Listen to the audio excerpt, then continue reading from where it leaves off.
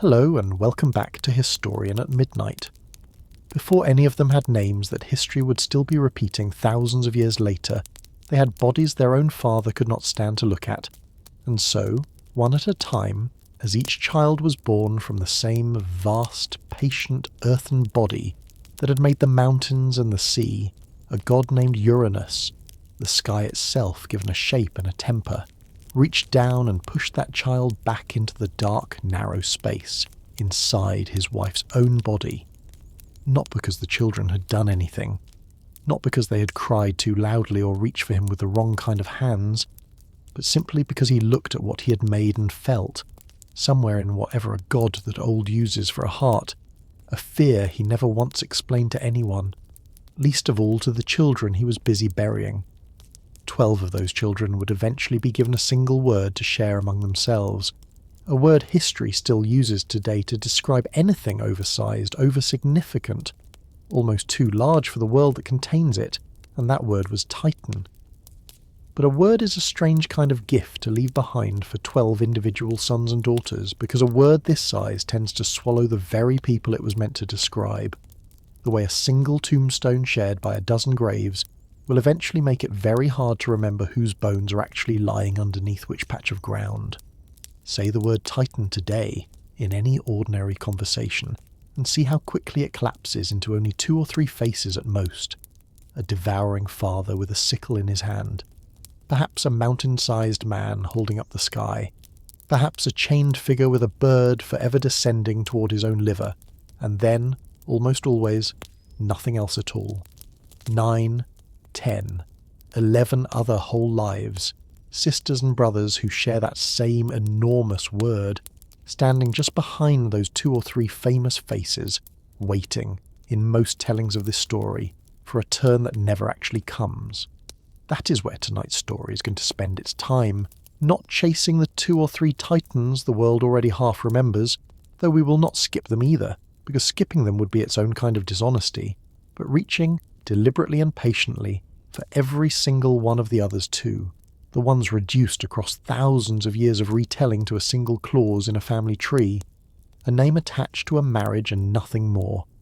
a footnote standing quietly in the shadow of a war that swallowed almost all of their individual stories whole.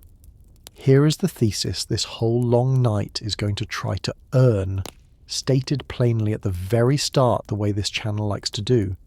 The Titans did not lose only once. They lost a war, yes, a real and terrible one, fought with weapons this story will describe in full before it is finished. But long before that, and long after it too, they lost something quieter and in some ways crueler, which was the ordinary, patient work of being remembered as individuals at all. A family tree is a wonderfully efficient way of recording who came from whom, and a spectacularly poor way of recording what any single one of those people actually felt, wanted, feared, or did with the handful of centuries or eternities they were given. And what you're about to hear across the rest of this night is an attempt to take that flattened, efficient, thousands of years old family tree and push enough breath back into it that some of these names start to sound, if only for a few hours, like the names of people rather than the names of branches. Before we drift any further into that family and that story together, take a moment now to like this video and to subscribe to this channel, though only if you find yourself the kind of person who genuinely likes settling into long, unhurried nights like this one. Because that is really the only honest reason to do either.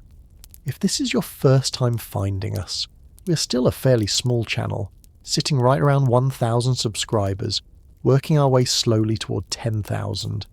And if the kind of company you're looking for at this hour is a calm, patient voice, walking you through history and myth until your eyes finally give out,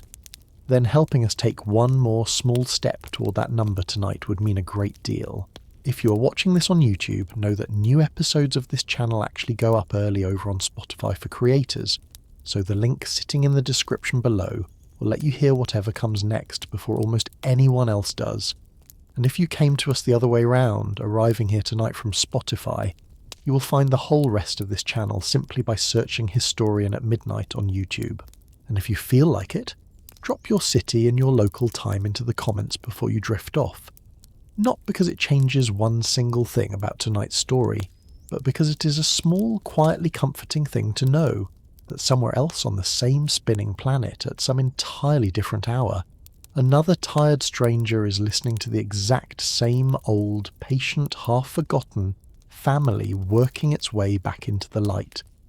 So let the room settle around you now, however it wants to settle, whether that means pulling a blanket up over one shoulder, or simply letting your eyes lose their focus on the ceiling above you, and let this next handful of hours belong to a family so old that the gods most people already know, Zeus and Hera and Poseidon and all the rest of that familiar quarrelsome Olympian household, were nothing more than grandchildren to the people you're about to meet, restless, ambitious, occasionally monstrous grandchildren who eventually took the whole household away from the generation that built it. Come with me now, past the Golden Age and the war that ended it, past the sickle and the swallowed children and the mountain holding up the sky, and let us go looking, name by patient name, for every single one of the Titans. Every family this old begins with a marriage stranger than almost any marriage that would come after it, and this one begins with the sky lying down, quite literally, upon the earth. Gaia, the earth herself, had come into being first, alone, out of whatever formless, yawning emptiness the oldest Greek poets called chaos, and had brought forth, entirely on her own, and without any partner at all, the starry sky above her, whom she named Uranus, and the towering mountains, and the sea. Then, in a detail every version of this story insists upon and no version of it fully explains, she took the sky she had made herself, and made him, in turn, her husband, so that Uranus came to lie every night across the whole breadth of Gaia's own body. Sky pressed down against Earth in an embrace that never really ended, and it was out of that endless, unbroken embrace that the first true generation of gods, rather than raw primordial forces, began to be born. 12 of those children would be called Titans, 6 sons and 6 daughters, and it is worth naming all 12 of them together here just once, at the very start, the way a family might be introduced all at once in a single doorway before each person steps forward individually to be known. Oceanus and Tethys, Hyperion and Theia,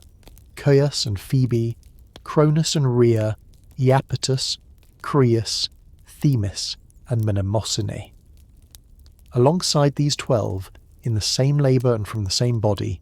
Gaia also brought forth 3 other kinds of children, stranger and more frightening than their Titan siblings. 3 one-eyed giants called the Cyclopes, each one a master smith capable of forging things no other hand in the young universe could forge, and 3 even larger beings called the 100-handed ones, each with 50 heads and 100 arms apiece. Creatures so far beyond ordinary shape that even their own father recoiled from them on sight. And recoil is exactly what Uranus did, again and again, every single time. This is the detail that so much retelling skips past on its way to the sickle and the blood, and it deserves a slower look here than it usually gets. For every single one of these children, all 15 or 18 of them depending on which ancient source you trust, Uranus's response upon seeing them was not indifference, and it was not gradual souring, but immediate total refusal. He looked at each newborn child in turn, and rather than lifting that child into the world the way any ordinary parent might, he pressed it back down into the same vast body it had just been born from, back into Gaia's own depths, sealing it away inside the earth itself, out of sight, out of the light of a sky that was, in the cruelest possible irony, that very child's own father. Some later writers tried to explain this away as fear specifically of the Cyclopes and the 100-handed ones, monstrous enough in shape that fear might seem at least understandable. But the oldest surviving account, a shepherd poet named Hesiod writing in mainland Greece, roughly 27 centuries ago, is explicit that Uranus buried every one of his children this way, the 12 ordinary-shaped Titans included, hiding Cronus and Rhea and Oceanus and all the rest of them in that same dark earth alongside their stranger siblings, denying every single one of them, without exception, the ordinary right to simply exist in the light. Picture, if you can bear to for a moment, what that must have actually felt like from the inside, not from Uranus' side of the story, which is the only side most retellings bother to imagine, but from Gaia's. She was not merely the earth in some abstract geological sense. She was, in this telling, a mother carrying inside her own body every single child she'd ever borne, unable to release even one of them into the world she herself had made, because the very sky above her, the husband she had made with her own hands, would not permit it. The old poets describe her groaning under the accumulated weight of all those unborn, unreleased children pressing outward against her from within, an image that is worth sitting with honestly rather than rushing past, because it turns what could easily be told as a distant, abstract cosmic squabble into something far more physically painful and far more recognisably human, a parent in genuine accumulating agony, carrying the weight of every child she was never permitted to actually raise. It was Gaia, in the end, who broke first, and it was Gaia, not any one of her buried children, who first decided that this arrangement could not be allowed to continue. She fashioned, from a hard grey metal called adamant that no ordinary blade could match,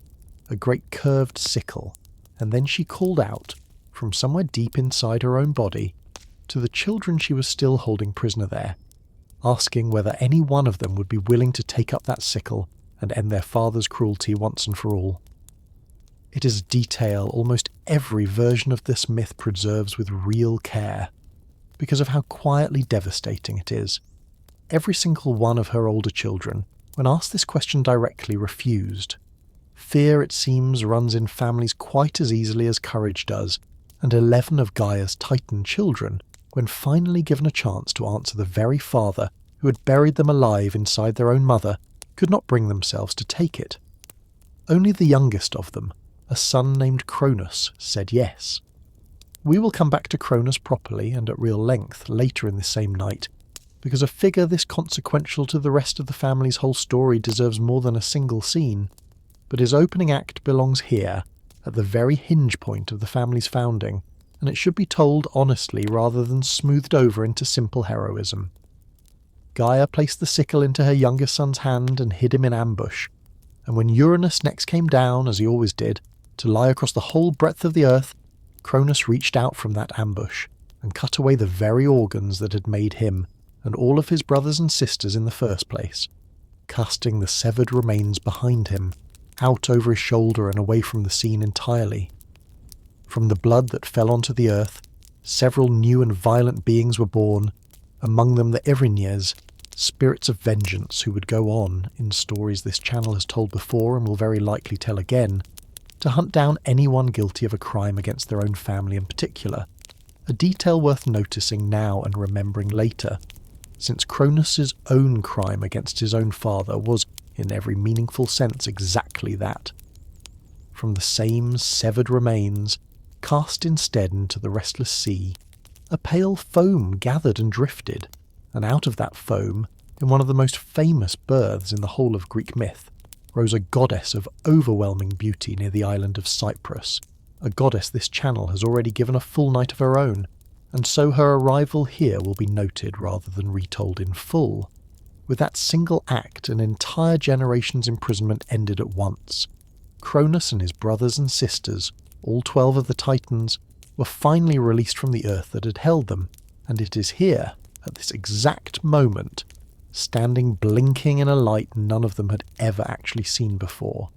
Despite having existed in some sense for who knows how long already, that this story wants to pause and ask its first real question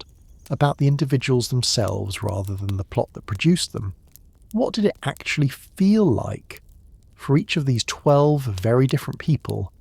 to step out into a world for the very first time, already grown, already possessed of whatever particular temperament and talent each of them carried, with absolutely no memory of infancy or childhood to soften the transition, only the accumulated darkness of an imprisonment they had not chosen, and a father's crime that one of their own brothers had just avenged on behalf of all of them at once?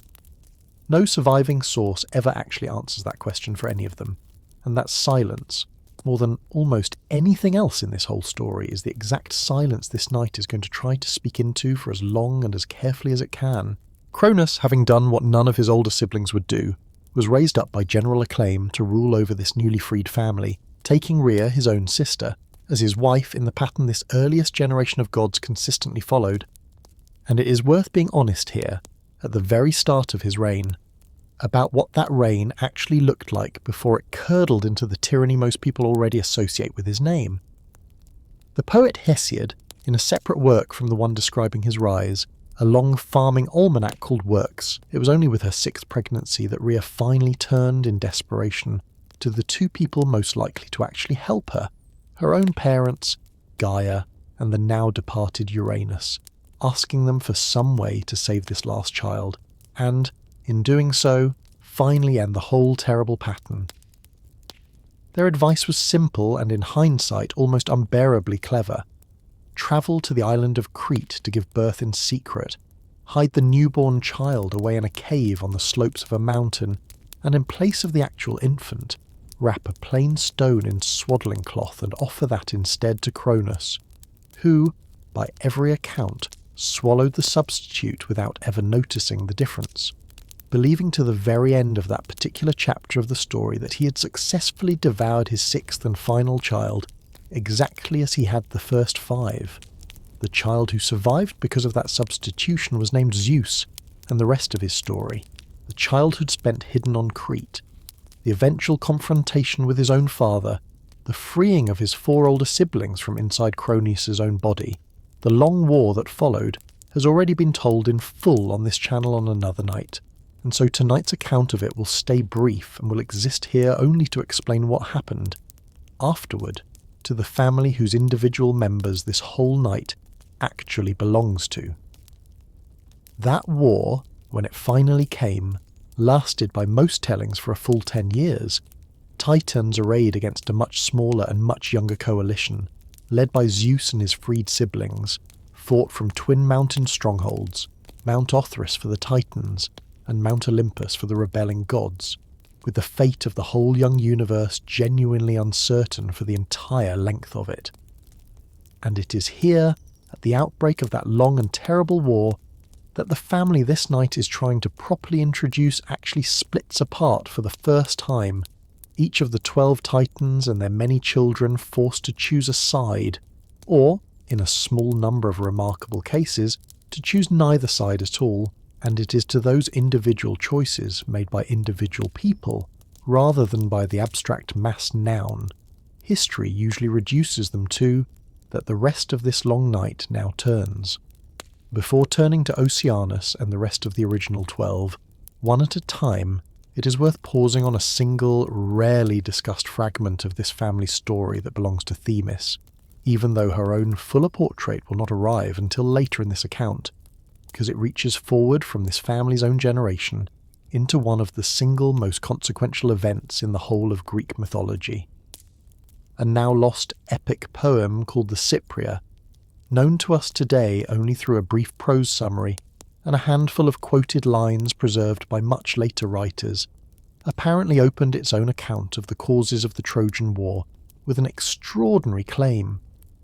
that the earth itself, groaning under the sheer weight of an overcrowded human population, appealed to Zeus for relief, and that Zeus, in consultation with Themis, devised the Trojan War specifically as a deliberate mechanism for reducing that population, a war planned in advance, at the highest possible level, not as the accidental consequence of a stolen queen and a golden apple, but as calculated demographic policy dressed up afterward in the more dramatic and more memorable language of a jilted husband and a beauty contest among goddesses. It is a genuinely startling claim to encounter, especially set beside the far more famous version of the war's origin this channel has already told in full elsewhere, and this account wants to be honest about exactly how much weight it can bear. The Cypria survives only in fragments and summary, its own authorship disputed even in antiquity, and the population reduction motive it describes was never fully absorbed into the mainstream tradition the way Paris's judgment and Helen's abduction eventually were. But it is worth including here rather than passing over in silence, because it does something no other surviving fragment of this family story quite manages to do. It places Themis, a Titan-descended figure this account has otherwise described mainly through the passive virtues of law and fairness and correct judgment, directly inside the actual planning room of the single most consequential war in the whole of Greek myth, an active co-architect of mass mortal death, rather than merely its impartial judge after the fact. If even a fragment of this claim reflects something the ancient world genuinely once believed, it complicates Themis's own both-hands portrait considerably, suggesting that the same Titaness, honoured for centuries as the very embodiment of right order, may also have been remembered, in at least one now nearly lost tradition, as a goddess willing to help plan the deaths of thousands of ordinary mortals in the service of a cosmic balance she alone was trusted to judge correctly. This account offers the fragment honestly, labelled exactly as uncertain and marginal as the evidence actually requires, because a night this committed to giving every Titan her full and complicated due cannot, in good conscience, leave out the one surviving hint that even Themis, order and justice personified, might have had blood on her hands the more comfortable, more mainstream version of her story simply never mentions. Consider first the eldest of all 12, a Titan named Oceanus, and notice immediately how strange it is that the very first name on this list is also, in almost every retelling of this war, the name most quickly passed over. Oceanus was, in the oldest cosmology, the great river that encircled the entire disk of the world, an endless band of moving water with no beginning and no end, looping back around into itself forever, and married to his own sister Tethys he fathered. By the account this tradition insists upon rather than merely suggests, 3,000 daughters called the Oceanids, and 3,000 sons who became the rivers of the world, a number so large it was surely never meant to be counted literally, but meant instead to convey something closer to totality itself, every stream and spring and river mouth on the whole of the earth understood as one more child belonging to this single, vast, patient couple. When war broke out between his younger siblings and his sister's grandchildren, Oceanus did something none of the other 11 Titans managed to do. He simply declined to take part at all. He took no side, raised no army, sent none of his 6,000 children into that fight on either bank, and continued, for the entire 10 years the war lasted, to do exactly what he had always done, circling the world in his own unhurried current, entirely undisturbed by a conflict he had judged, correctly as it turned out, was not his to win or lose. It would be easy, and more than a little unfair, to read that choice as cowardice, and some ancient sources do seem to flirt with exactly that reading, but there is a more generous and, this Knight would argue, more accurate way to understand it. Oceanus was, by the time this war began, already unimaginably old, older in some tellings than his own siblings, and he had spent that unimaginable age doing something none of his brothers or sisters had chosen to do, quietly, continuously creating, filling the young world with river after river, spring after spring, daughter after daughter, rather than spending that same span of time accumulating the kind of power a war requires. There is a kind of dignity available to a person who looks at a fight everyone around them insists is the most important thing happening in the world, and decides, on the strength of their own judgment rather than anyone else's, that raising 6,000 children matters more than winning it. And if this whole night has one quiet argument buried inside its longer, louder one about memory and erasure, it might be this: that refusing to fight is not always the same thing as refusing to matter. Oceanus outlived the war, outlived the winners and the losers both, and today his name survives, largely stripped of any personality at all, in the very word we use for the ocean itself, a fittingly enormous and fittingly impersonal inheritance for a Titan who spent his whole existence being enormous, and by his own choice, impersonal. Tethys, his wife and sister both, receives even less individual attention than Oceanus does in almost every surviving source, and it would be dishonest of this account to pretend otherwise or to invent for her some elaborate personality no ancient poet ever actually gave us. What we do know, stated plainly and without embellishment, is this. She was one of the 12 Titans, she was Oceanus's wife, and she was, by every genealogy that survives, the mother alongside him of that same uncountable multitude of rivers and springs and sea nymphs. Later, Roman writers occasionally folded her identity together with other sea goddesses, and in at least one strand of later tradition she was remembered as the foster mother of the goddess Hera herself. Raised for a time in Tethys' own household during the long war this story has just described, a single small domestic detail rescued from an otherwise almost entirely silent record. It is tempting, faced with a life this thinly documented, to simply skip past her, and that temptation is exactly the one this whole night has promised not to give in to. So let it be said plainly once, on her own behalf. Tethys existed. She was a mother on a scale almost no other figure in this mythology can match.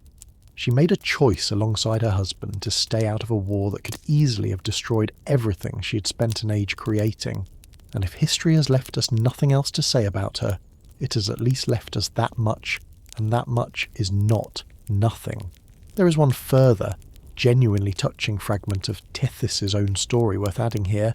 because it survives in a source this account has not yet drawn from directly, and it offers, however briefly, a small window into her own feelings that the more commonly repeated genealogies never provide.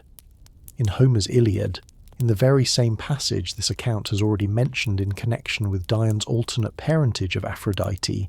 the goddess Hera, seeking a favour, speaks of travelling to visit Oceanus and Tethys at the edge of the world, describing them, in her own words as Homer records them, as the parents who raised her with real care during her own childhood, at a time when Rhea had entrusted her safety to this couple specifically because of the chaos unfolding elsewhere in the family. Hera goes on to describe finding the two of them estranged from one another, no longer sharing a bed, kept apart by some long unspecified quarrel between them,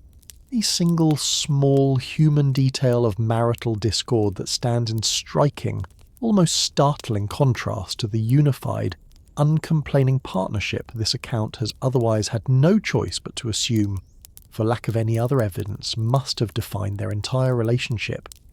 It is worth sitting with how much this one passing detail actually changes the picture. A marriage this account described earlier as an uninterrupted 6,000 child partnership was, according to Homer's own testimony, capable of the same ordinary strain, distance, and unhappiness that afflicts marriages far more mortal and far less mythologically productive.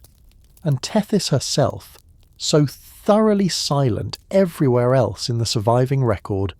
appears here, however briefly, not as a serene, endlessly fertile abstraction, but as a wife estranged from her own husband, quietly enduring a private sorrow no genealogy would ever have thought to record on its own. Among the 6,000 children this couple produced, a small number carry stories substantial enough to deserve their own moment here, rather than disappearing into the general count the way most of their siblings do. One daughter, named Metis, was renowned even among the gods for a kind of cleverness that outmatched almost anyone else's, mortal or divine, and it was Metis, this same night's earlier account of Cronus' downfall should now make clear in fuller context, who devised the potion that made Cronus disgorge his 5 swallowed children back out into the world. A single act of pure intelligence that did more to win that war for Zeus's side than almost any weapon forged by anyone else. Zeus, recognizing her value, or perhaps simply falling in love with it, later took Metis as his own first wife, and what happened to her afterward, swallowed in turn by her own husband, after a prophecy warned him that any son she bore him would grow to overthrow him exactly as he had once overthrown his own father, is a story this channel has already told in connection with the birth of the goddess Athena, and it will not be repeated here in full, except to note the aching, unavoidable irony sitting at the very centre of it. a titaness whose entire gift to the world had been freeing swallowed children from inside a father's body, ending her own long life swallowed inside a husband's body in turn. The family's oldest and cruelest pattern closing back around the one person clever enough to have broken it once already. Beyond Metis and Styx, one further daughter of Oceanus and Tethys deserves at least brief individual mention, because through her own children she becomes, quietly, the grandmother of an entire category of spirit that populated nearly every stream, spring and grotto an ordinary ancient Greek might actually have encountered in daily life. Doris, another of the couple's uncounted daughters, married the gentle sea god Nereus, himself a son of the primordial sea and earth rather than a Titan proper, and bore him 50 daughters known collectively as the Nereids, sea nymphs credited across Greek myth with guiding sailors safely through storms, among them Tethys, whose own prophesied son this account has already told you Zeus and Poseidon both wisely chose to avoid fathering themselves. Beneath even the Nereids, further down this family's own uncounted and largely unnamed branches, ordinary Greek belief populated the actual physical landscape people walk through every day with naiads, freshwater nymphs of individual springs, wells and streams, understood by most ordinary worshippers to be the direct daughters of whichever river god, meaning whichever anonymous son of Oceanus and Tethys happened to run through their own particular valley. It means, in practice, that an ordinary Greek farmer leaving a small offering at a local spring before drawing water for his household was almost certainly, whether he ever thought of it in quite these terms or not, paying his quiet respects to some anonymous, thoroughly local great-granddaughter of exactly the same vast, patient, encircling Titan. This account introduced at the very start of tonight, one more small thread connecting the enormous cosmic scale of this family's own war to the entirely ordinary, entirely local texture of daily ancient life. Another of Oceanus and Tethys' daughters carries a story even more surprising and far more relevant to the actual outcome of the war this whole family was fighting. And it is a story most retellings of this myth skip over almost entirely. Her name was Styx, and she was, among other things, the goddess of a river so sacred that the gods themselves would eventually swear their most unbreakable oaths upon her very name and her very waters, an oath so serious that a god who broke it was said to fall into a death-like stupor for an entire year and to be exiled from the company of other gods for 9 more years after that. Styx had married a Titan of the second rank named Pallas, son of the Titan Crius, whom we will properly meet a little further on in this same night, and together the two of them had 4 children, a son named Zelus, meaning rivalry or zeal, a daughter named Nike, meaning victory, a son named Kratos, meaning strength, and a daughter named Bia, meaning force. When war broke out between the Titans and the young rebelling gods, it would have been the obvious, expected choice for Styx, a Titan's daughter married to a Titan's son to fight for her own generation, for the family that had raised her. She did not. Advised, by one telling, by her own father Oceanus, or perhaps simply trusting her own judgment about which side actually deserved to win, Styx gathered her 4 children and brought them, first among every single god or titan on either side of the entire conflict, to stand with Zeus. This detail deserves to be said more plainly than most retellings ever bother to say it.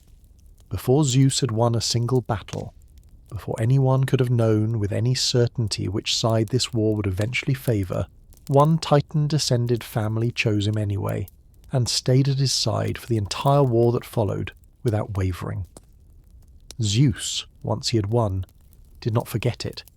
He honoured Styx's river with that unbreakable oath every god thereafter would be bound by, and he kept her 4 children permanently at his own side, seated, by the accounts several later sources preserve, literally beside his own throne rather than at any lesser distance. Zeus and Nike and Kratos and Rhea, serving from that day onward as the god king's own personal attendants, present at nearly every major act of Zeus's later reign the surviving myths describe.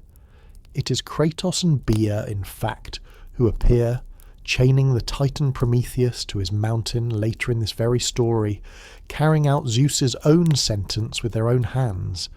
and it is Nike whose winged image would eventually be carved into temple pediments and struck onto coins across the whole of the ancient world,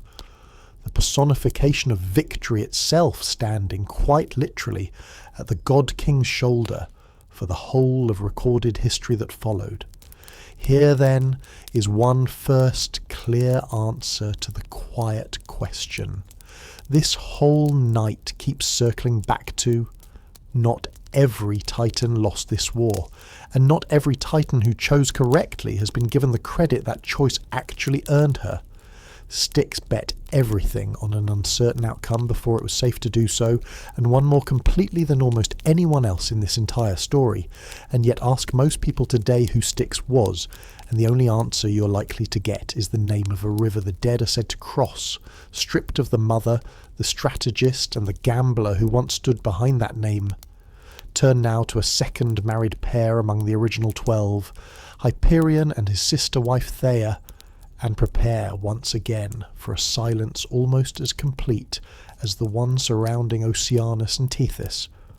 broken only by the considerable brilliance of the 3 children this couple produced together. Hyperion's own name is generally understood to mean something like the one who watches from above, or the one who goes before, and whatever his own individual temperament actually was, no surviving source preserves it in any detail at all. We are told only that he was a Titan, that he was Theia's husband, and that between the two of them they became the parents of Helios the sun, Selene the moon, and Eos the dawn. It is genuinely strange, and worth sitting with rather than rushing past, that a figure credited with fathering the sun, the moon, and the dawn itself, arguably 3 of the most constantly visible presences in the entire ancient world, someone every single person alive in that world would have looked toward, in one form or another, every single day of their lives, should himself have vanished so completely from the story that not one ancient source ever tells us clearly which side, if either, he actually fought on during the war that split his own family in 2. Some later poets simply assume he must have stood with his brother Cronus, since most of the original 12 eventually did. A smaller number of scholars have wondered aloud whether Hyperion, watching his own children rise and set every day over whichever battlefield his siblings were busy fighting on, might have stepped back from the conflict entirely, in a version of the same choice Oceanus made, though no ancient text ever actually says so outright. This account will not pretend to settle a question the ancient world itself left open, but it will name the gap honestly, because a gap named honestly is worth more than a false certainty painted over it. We do not know what happened to Hyperion during the 10 years his own children continued, without pause, to light the very battlefield his family was fighting across. Helios, Hyperion's own son, received one further honour in the ancient world that deserves mention here, because it stands as one of the most physically ambitious tributes ever built to any figure in this entire family's story. On the Greek island of Rhodes, sometime in the final years of the 4th century before the Common Era,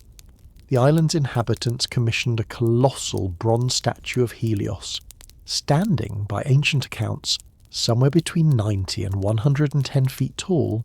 erected near the harbour entrance to commemorate the island's own successful defence against a prolonged siege, a monument so famous in its own time that it came to be counted among the 7 wonders of the ancient world, a list that also included the pyramids of Egypt and the lighthouse at Alexandria. The statue stood for only a little over half a century before an earthquake toppled it, snapping the great bronze figure at the knees, and it lay in ruins on the ground for centuries afterward, still visible by several ancient travellers' own accounts as an enormous, broken, fascinating wreck long after its original purpose had been forgotten by most of the people who came to see it. It is worth noticing one final time this family's now familiar pattern reasserting itself even here, at the scale of an actual physical wonder of the ancient world. A monument built to honour Hyperion's own son, at a scale meant to be unmissable and unforgettable, collapsed within a single human lifetime and a half of its own construction, and today survives only as a name, a rough set of estimated dimensions, and a persistent, almost certainly false popular image of it, straddling the harbour entrance with ships passing directly between its legs, an image ancient engineers themselves would have known to be structurally impossible, but one that has proven, in its own way, exactly as durable and exactly as difficult to correct as so much of the rest of this family's own popular reputation has turned out to be. Theia fares even more thinly in the surviving record than her husband does, reduced in most retellings, including several of this very channel's own past nights, to a single genealogical clause: sister wife of Hyperion, mother of the sun, the moon, and the dawn. And yet there is one detail about her worth naming here that almost never survives into any retelling at all, because it belongs less to ancient myth than to modern science, and it is exactly the kind of quiet, present-day echo this whole family seems to attract more than any other in Greek mythology. In the modern scientific account of how the Earth's own moon was formed, roughly 4.5 billion years ago, astronomers hypothesized that a Mars-sized planetary body collided catastrophically with the young, still-forming Earth, and that the debris flung outward from that collision eventually coalesced into the moon that hangs in the sky above you tonight. The scientists who first proposed this idea, working in the final decades of the last century, needed a name for that hypothetical vanished planet, the one whose own violent destruction gave birth to the moon, and they reached, whether by careful intention or by a coincidence too perfect to entirely be an accident, for the name of the one figure in the whole of Greek mythology already credited with mothering the moon into existence. They called it Theia. It is a small thing, a scientific naming convention borrowed from an old and largely silent myth, but it means that somewhere in an astronomy textbook today, a titaness almost no ancient poet bothered to individually describe is quietly still doing the only job any source ever gave her, mothering the moon into being, this time in the language of planetary collision rather than divine marriage, 4.5 billion years before anyone existed to write either version down. Of the 3 children this quiet, half-forgotten couple produced, Helios the sun receives the most, but Eos's more lasting mark on this family story comes through a marriage made earlier and more happily, to a lesser titan named Astraeus, whom we will meet properly in just a moment, and through the children that marriage produced, children who would go on to fill the sky above every single reader or listener of this myth with the stars they can still, on a clear enough night, look up and actually see. That marriage carries us naturally to a third pair of titan siblings this story has not yet properly introduced, Crius and the family he built, a titan whose own name means something close to ram, and about whom the surviving sources tell us almost nothing beyond his marriage and his children, which is by this point in the night a familiar and by now almost expected kind of silence. Crius married a daughter of the primordial sea god Pontus, and of Gaia herself named Eurybia, and together the two of them had 3 sons, Astraeus, Pallas, and Perses. We have already met Pallas, briefly, through his wife Styx and the 4 children the two of them brought to Zeus's side before the war had even properly begun, and it is worth pausing here just long enough to notice something easy to miss on a first pass through this material. Pallas was Crius's son, which makes him, by blood, a full member of the generation that fought and lost this war, and yet his own household chose, deliberately and early, to stand against that very family, a small crack running straight down the middle of Crius's own line before the fighting had even started, the kind of divided loyalty this whole story will return to again and again as it works its way through the rest of the family. Eurybia herself deserves a single sentence of honest acknowledgement before this account moves on. because she is one further figure this whole night could easily have passed over in silence the way so many accounts before it already have. Described by Hesiod as possessing a heart of flint or iron inside her breast, a striking and unusually vivid piece of characterization for a figure who otherwise receives no independent story at all. Eurybia was herself a daughter of the sea rather than a Titan by birth, marrying into this family rather than being born inside it, and becoming, through that marriage, the mother of 3 sons whose own choices would scatter across nearly every possible loyalty this war eventually produced. It is worth noticing, briefly, that even the language used to describe her, that single striking image of a flint or iron heart, hints at a personality the surviving tradition never bothered to actually develop any further. One more example of this family's now familiar pattern: a single, vivid, tantalizing phrase, and then nothing else at all, a whole life implied in 6 or 7 words and never followed any further than that. Astraeus, the second of Crius's 3 sons, married Eos the Dawn, whom we have just left standing at the edge of her own difficult story, and together the 2 of them became the parents of an entire sky's worth of new gods. From this marriage came the 4 winds, named Boreas the harsh north wind, Notus the wet south wind, Zephyrus the gentle west wind, and Eurus the changeable east wind, each one eventually granted, in the poetry and art that followed for centuries afterward, a distinct temperament to match the distinct kind of weather it carried across the Greek world. Boreas often imagined as a rough, forceful, sometimes even violent figure prone to seizing what he wanted. Most famously the Athenian princess Theia, whom he is said to have swept away to be his bride in a gust of exactly the kind of harsh, uninvited weather his own name still describes, while Zephyrus, by contrast, became associated across later myth with gentleness and the returning warmth of spring, credited in one especially tender story with gently carrying the soul of a beautiful young man named Hyacinthus, beloved by the god Apollo, though in most versions of that particular story, it is Zephyrus's own jealousy of Apollo's affection that causes Hyacinthus's death, rather than any kindness at all. One more small instance of this family's honest tendency to give even its gentler seeming members a genuine capacity for real and lasting harm. From the same marriage between Astraeus and Eos also came the stars themselves, called collectively the Astra Planeta, scattered by their parents across the whole dome of the night sky, so that Astraeus' own name, meaning something very close to starry, describes not a metaphor but a literal ongoing inheritance. Every star you can see tonight in this telling is quite literally one of his own children, still doing, without pause or rest, the only task any myth ever gave it, which is simply to shine. Perseus, the 3rd of Crius' sons, receives less individual attention in the surviving myths than either of his 2 brothers, described mostly through his marriage to a Titaness named Asteria,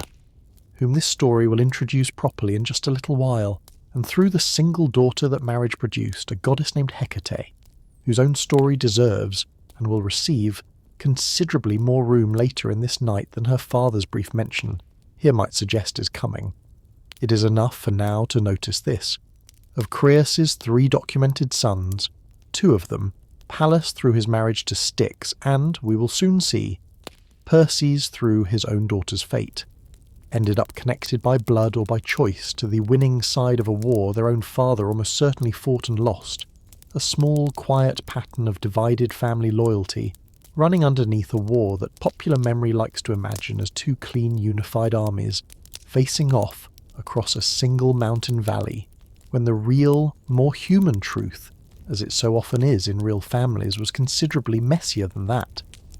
It is worth adding, briefly, that Perseus' own name means simply the destroyer, a striking and rather ominous label for a figure the surviving tradition otherwise treats so gently, granting him no destructive act of his own anywhere in the record. And it is tempting, though this account will label it honestly as speculation rather than fact, to wonder whether a name that heavy might have shaped how later storytellers imagined him, even in the near-total absence of any actual story to attach to it. A reputation inherited from 4 syllables alone, with no accompanying deed ever supplied to either confirm or contradict it. Turn now to the fourth of the great marriages among the original 12, Coeus and his sister wife Phoebe, a pairing about whom this tradition tells us, in Hesiod's own words repeated almost verbatim by nearly every ancient source that followed him, almost nothing at all beyond their names and their marriage,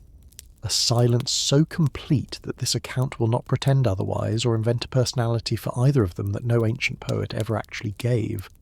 What we do know is this. Coeus's own name is generally connected to intellect or inquiry, sometimes translated as the questioner, and Phoebe's name means something close to bright or radiant, a name she would later pass down in the form of one of Apollo's own most common epithets, Phoebus, to a grandson she almost certainly never lived to see grow up. Together, this quiet, thinly documented couple became the parents of 2 daughters, whose own stories, unlike their parents, are extensively preserved, and it is through daughters rather than through any recorded act of their own that Coeus and Phoebe's names survive at all into the present night, Leto and Asteria.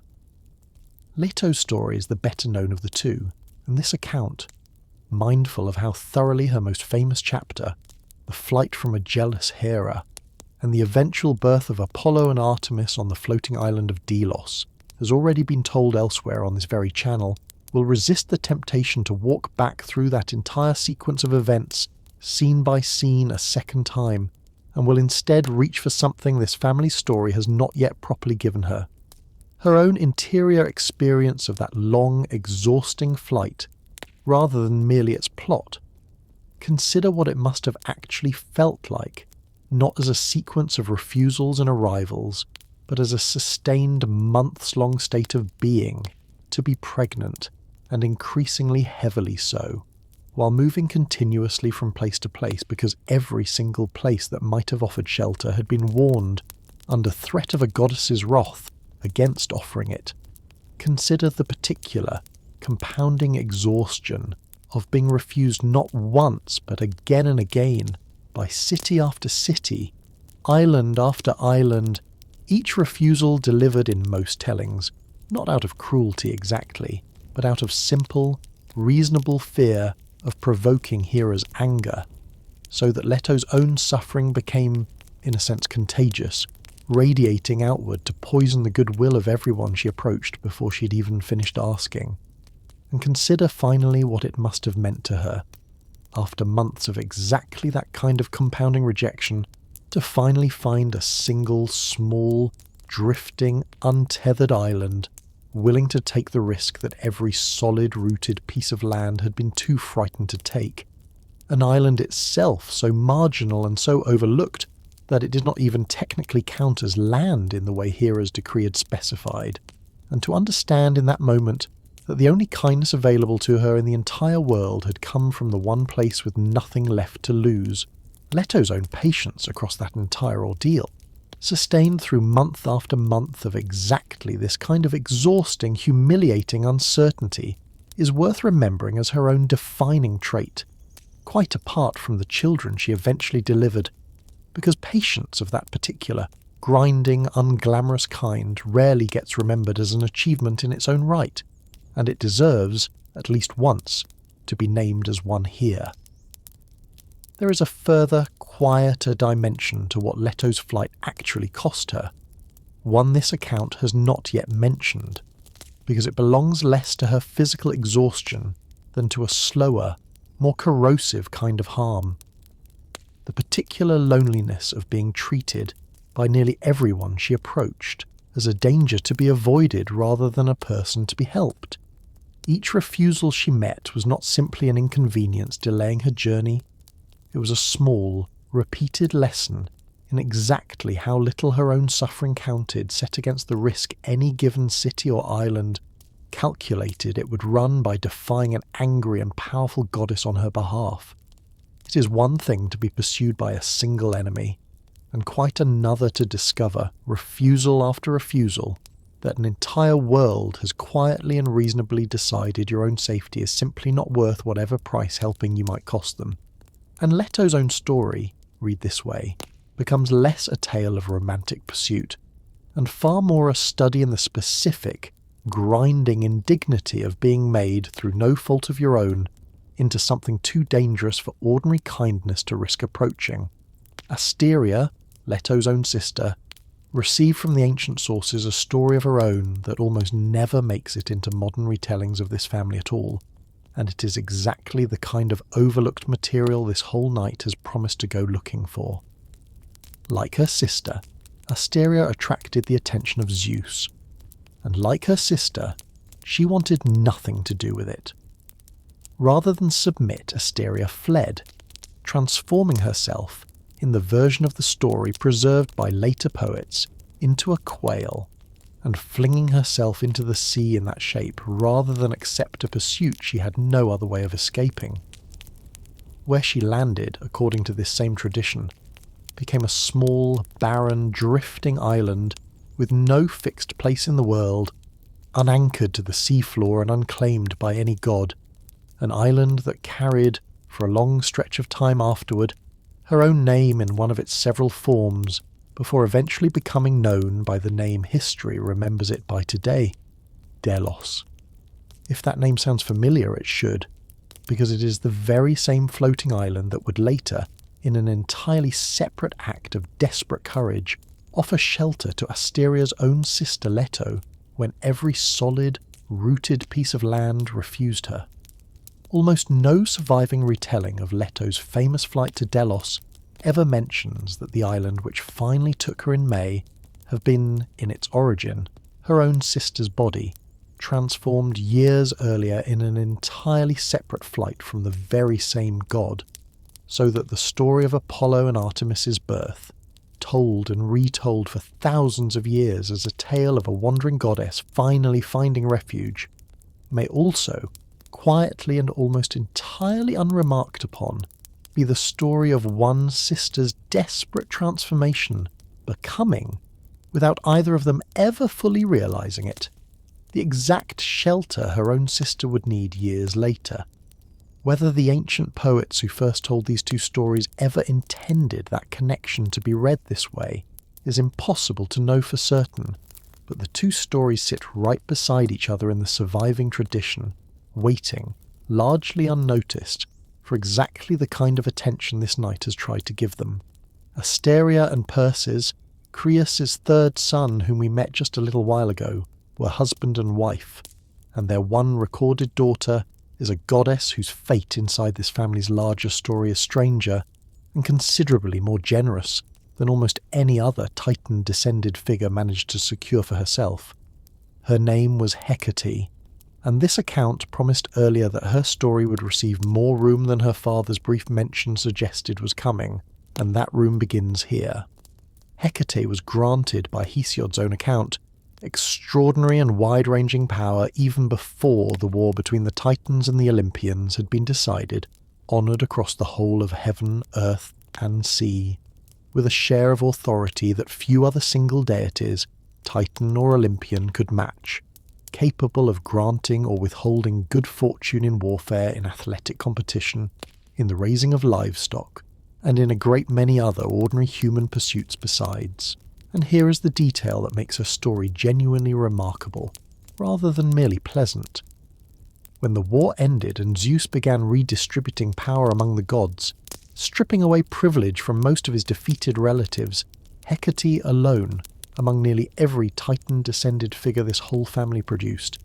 kept every single one of her honours completely intact, undiminished by a single measure, an exception so pointed and so unusual that Hesiod himself pauses in his own account to remark on how genuinely exceptional it was. Asteria herself, before her own transformation and flight this account will describe shortly, deserves a small further word here as her daughter's own story begins, because so little of this family's actual mothering gets any attention at all once a more famous child enters the frame. Whatever Asteria felt watching her own daughter, granted such extraordinary and unusual honour, an honour Asteria's own generation had almost entirely lost by that same point in the story. No source records, and this account will not invent a feeling no ancient poet bothered to preserve. but it is worth noticing plainly the strangest symmetry sitting quietly at the centre of this one small family. A mother who fled a god's pursuit into the sea itself, transforming her own body rather than submit, and a daughter who received from that very same god's own hand an honour greater than almost anyone else in her entire extended family managed to keep.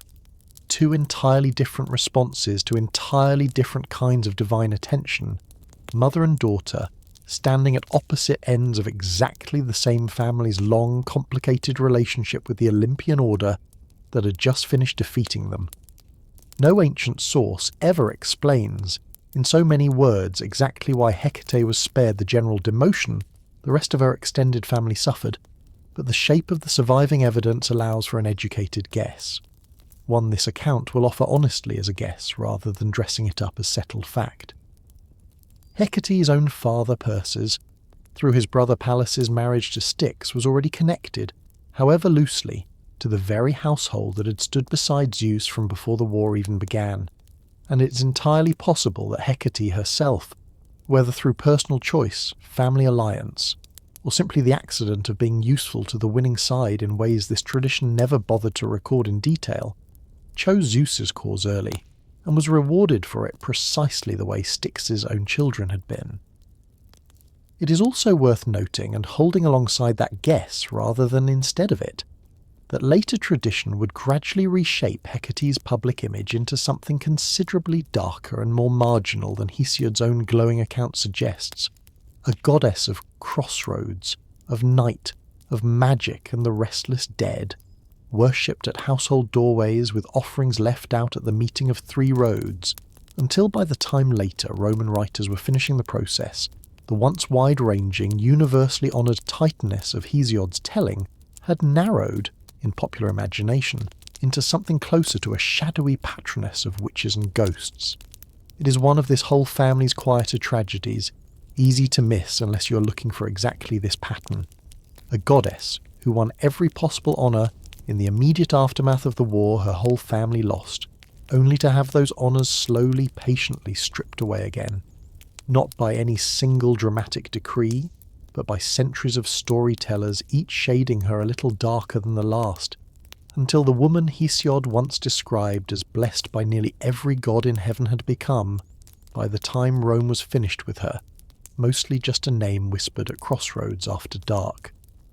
Return now, for a moment, to the original 12, and to a Titaness whose choice during the war was neither neutral like Oceanus's, nor secretly divided like Crius's household, but open, immediate, and entirely without ambiguity. Her name was Themis, and her own name is also the ordinary Greek word for divine law, or custom, or the fundamental rightness of things, which tells you almost everything you need to know about how this tradition wanted. Her understood even before a single myth about her had been told. Themis is one of the very few titans the surviving sources describe as siding with Zeus and the younger gods, from the very outset of the war, a choice this tradition treats as so fitting to her own nature that it is barely even presented as a choice at all, more like the simple, inevitable consequence of what she already was. After the war, rather than being punished or diminished the way most of her generation was, Themis was drawn even closer into the new Olympian order, becoming, by several accounts, Zeus's own second wife after Metis, and bearing him two remarkable sets of daughters, the Horae, goddesses of the seasons and of the right, orderly unfolding of time whose individual names, Eunomia meaning good order, Dike meaning justice, and Irene meaning peace, read almost like a small manifesto for the kind of world Themis herself seems to have always represented, and the Moirai, the three fates, named Clotho, who spins the thread of a life, Lachesis, who measures its length, and Atropos, who cuts it,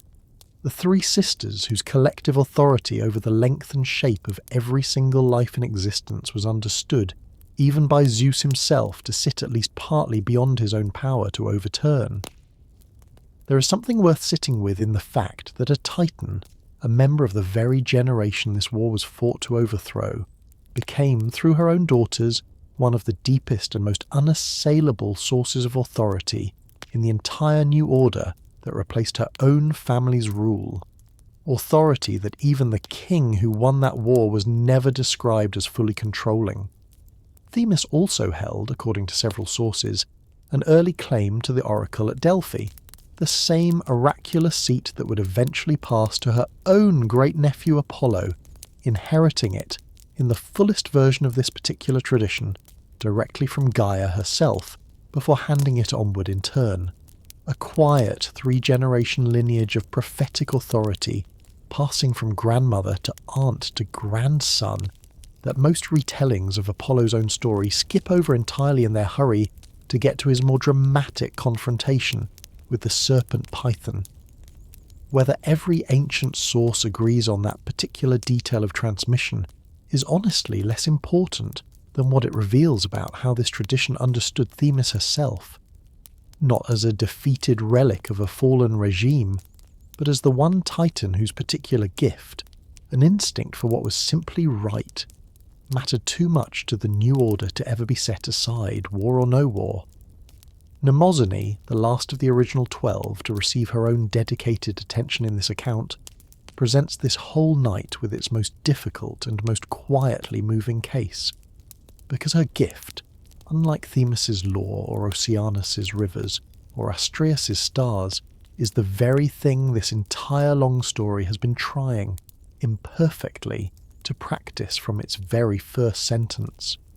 Her name is the direct root of the modern English word memory and mnemonic,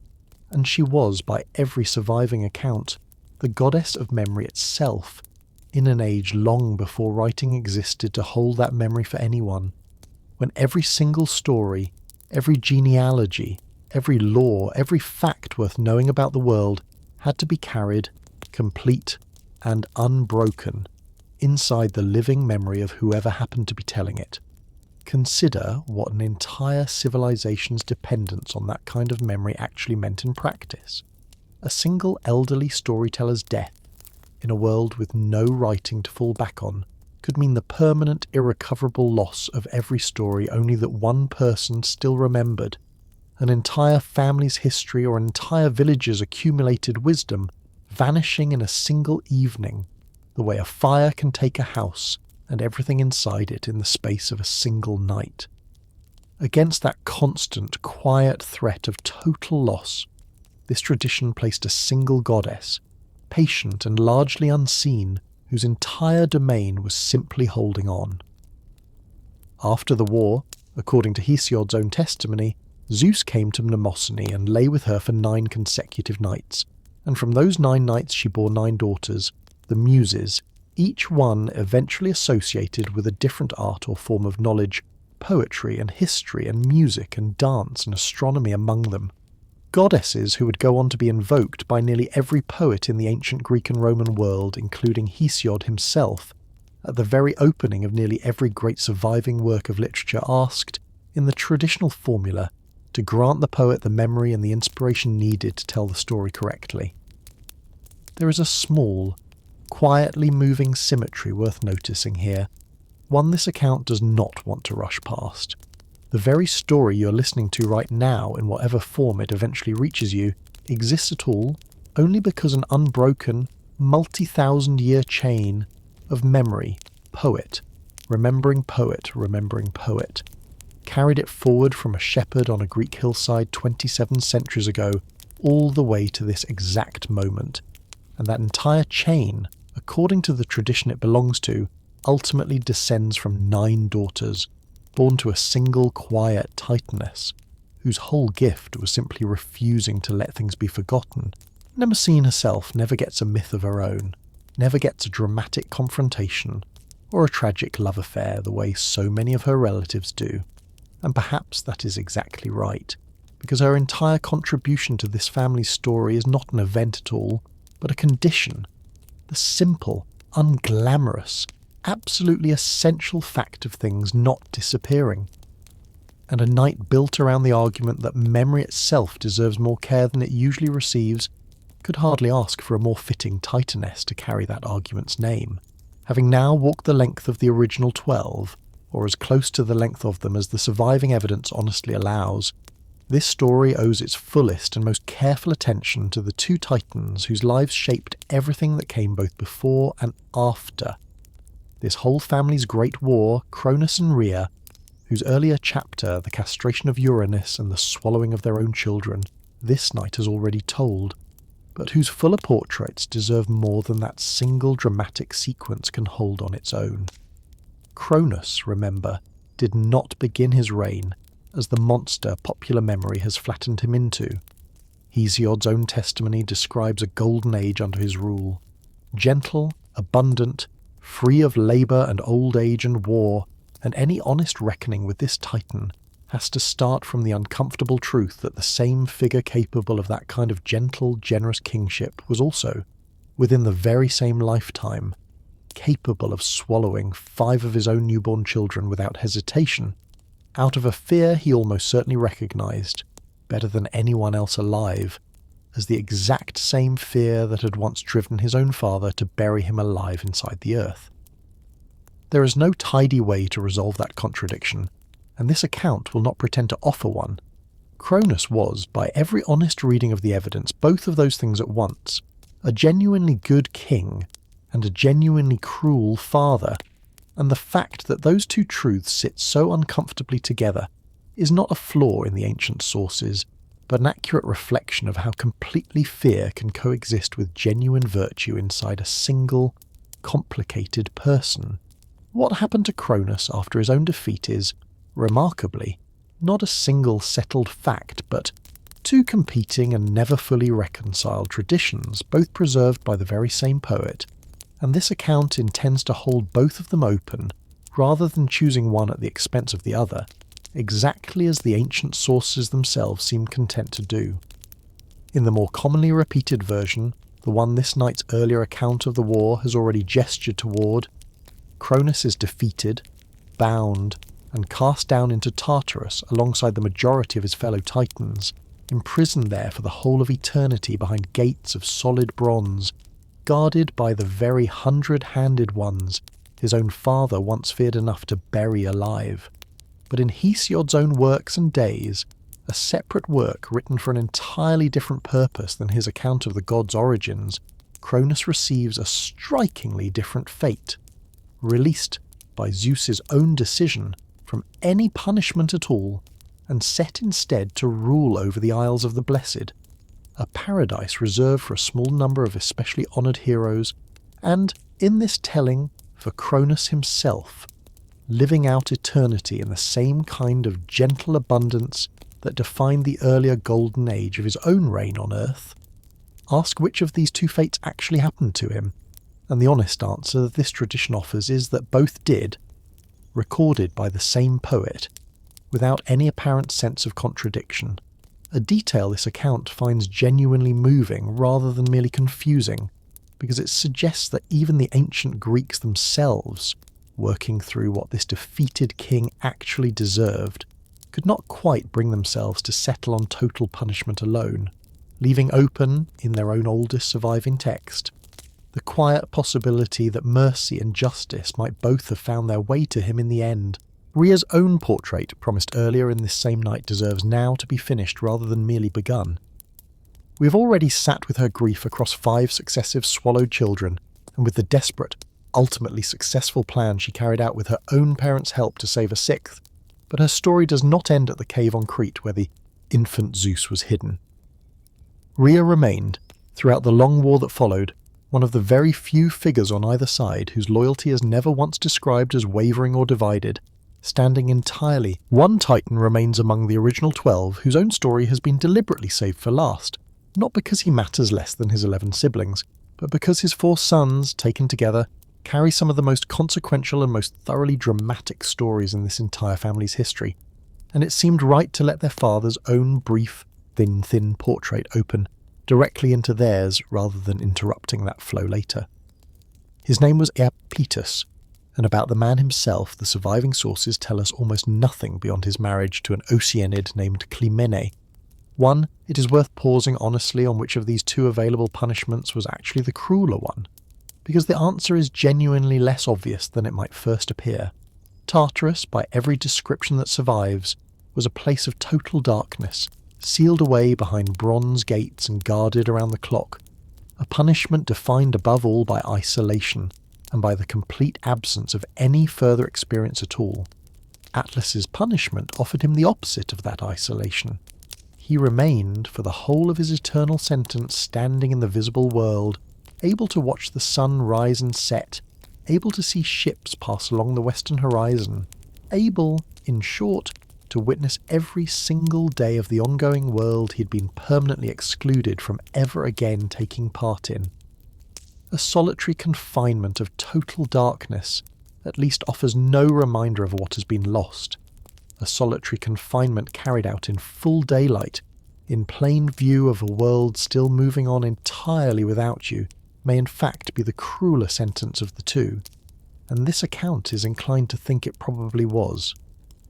Atlas's story does receive, eventually, one small and famous moment of possible relief,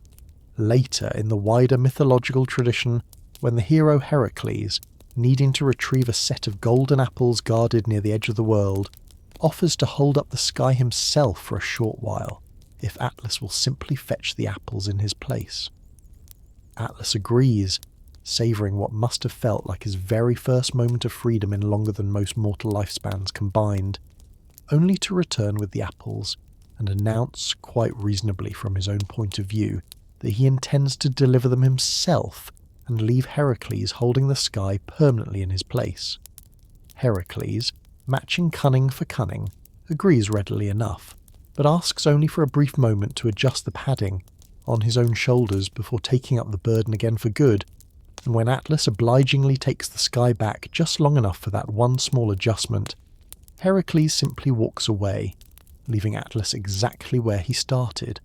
holding up the weight of the entire visible world once more,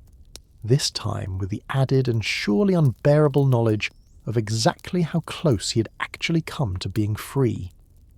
It is worth naming too a detail almost never connected to Atlas's own story, even though it belongs directly to it. His daughters, a group of nymphs called the Pleiades, were pursued relentlessly across the earth by the hunter Orion, and were eventually transformed, for their own protection, into a cluster of stars, where they remain today, visible on a clear night in the constellation that still bears their name, forever fleeing, frozen in exactly that posture of flight, a hunter who has himself been placed as a constellation not far away, close enough that the pursuit these stars are depicting never actually ends. A father condemned to an eternity of visible ongoing burden, and daughters condemned to an eternity of visible ongoing flight, fixed together in the same night sky for anyone who cares to look up and notice the shape of it. The second of Iapetus's 4 sons was named Mnemosyne, and his story, unlike his brothers, is told so briefly by the surviving sources that this account can honour it fully in a single short passage, rather than stretching it artificially longer than the evidence actually supports. Mnemosyne fought for Cronus alongside his brother Atlas, and is described by the oldest sources as reckless, hot-tempered, and excessively confident in battle, qualities that served him poorly against opponents as formidable as the young Olympian gods. Struck down, according to Hesiod's own account, by one of Zeus's own thunderbolts, Mnemosyne was sent down into Erebus, the deep, gloomy region bordering the underworld itself, his own outsized arrogance named directly, by the very same poet recording his death, as the cause of his own downfall. There is little more to say about him than that, and this account will not manufacture drama the evidence does not support, but it is worth noticing briefly how differently this family's storytellers chose to remember its various failures. Atlas's failure, if failure is even the right word for simple loyalty to the losing side, was answered with an elaborate, almost poetic, eternal punishment that later poets kept returning to and building upon for centuries. Mnemosyne's failure was answered with a single thunderbolt and a single dismissive sentence, and then apparently nothing else at all. A difference in narrative attention that had nothing to do with the severity of either brother's actual crime, and everything to do with which brother's fate simply made for a better story to keep retelling. The third and fourth of Iapetus' sons, Prometheus and Epimetheus, made the opposite choice from their two brothers, siding with Zeus and the young Olympians rather than remaining loyal to Cronus and the losing generation of their own birth, and their names, translated respectively as forethought and afterthought, describe a contrast in temperament. The ancient sources return to again and again with something close to genuine relish. Prometheus's own defining trait was a cleverness sharp enough to see consequences. Other gods, Titan and Olympian alike, consistently failed to anticipate, and it was that same cleverness, according to several traditions, that led him to shape the very first humans out of clay, breathing into that clay some spark of life or reason that set humanity apart from every other creature then living on the earth.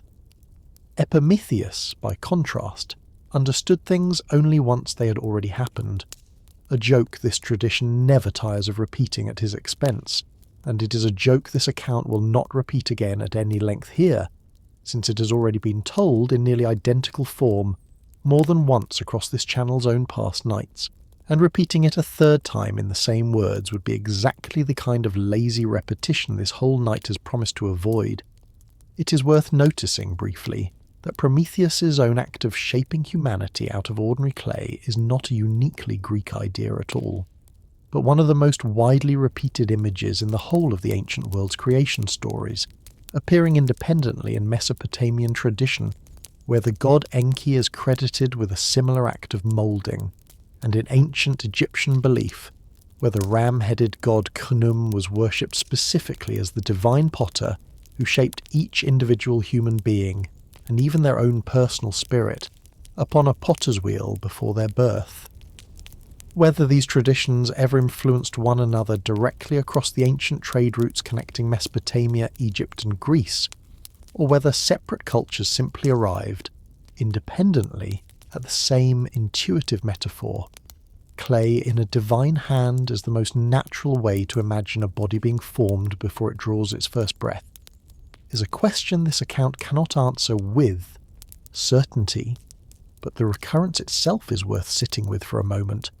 because it means Prometheus's own defining act of creation, so specifically tied throughout Greek tradition to his own particular cleverness and his own particular sympathy for the fragile creatures he had made, was, across the wider ancient world, simply the most natural story nearly everyone eventually told about where a human body actually comes from.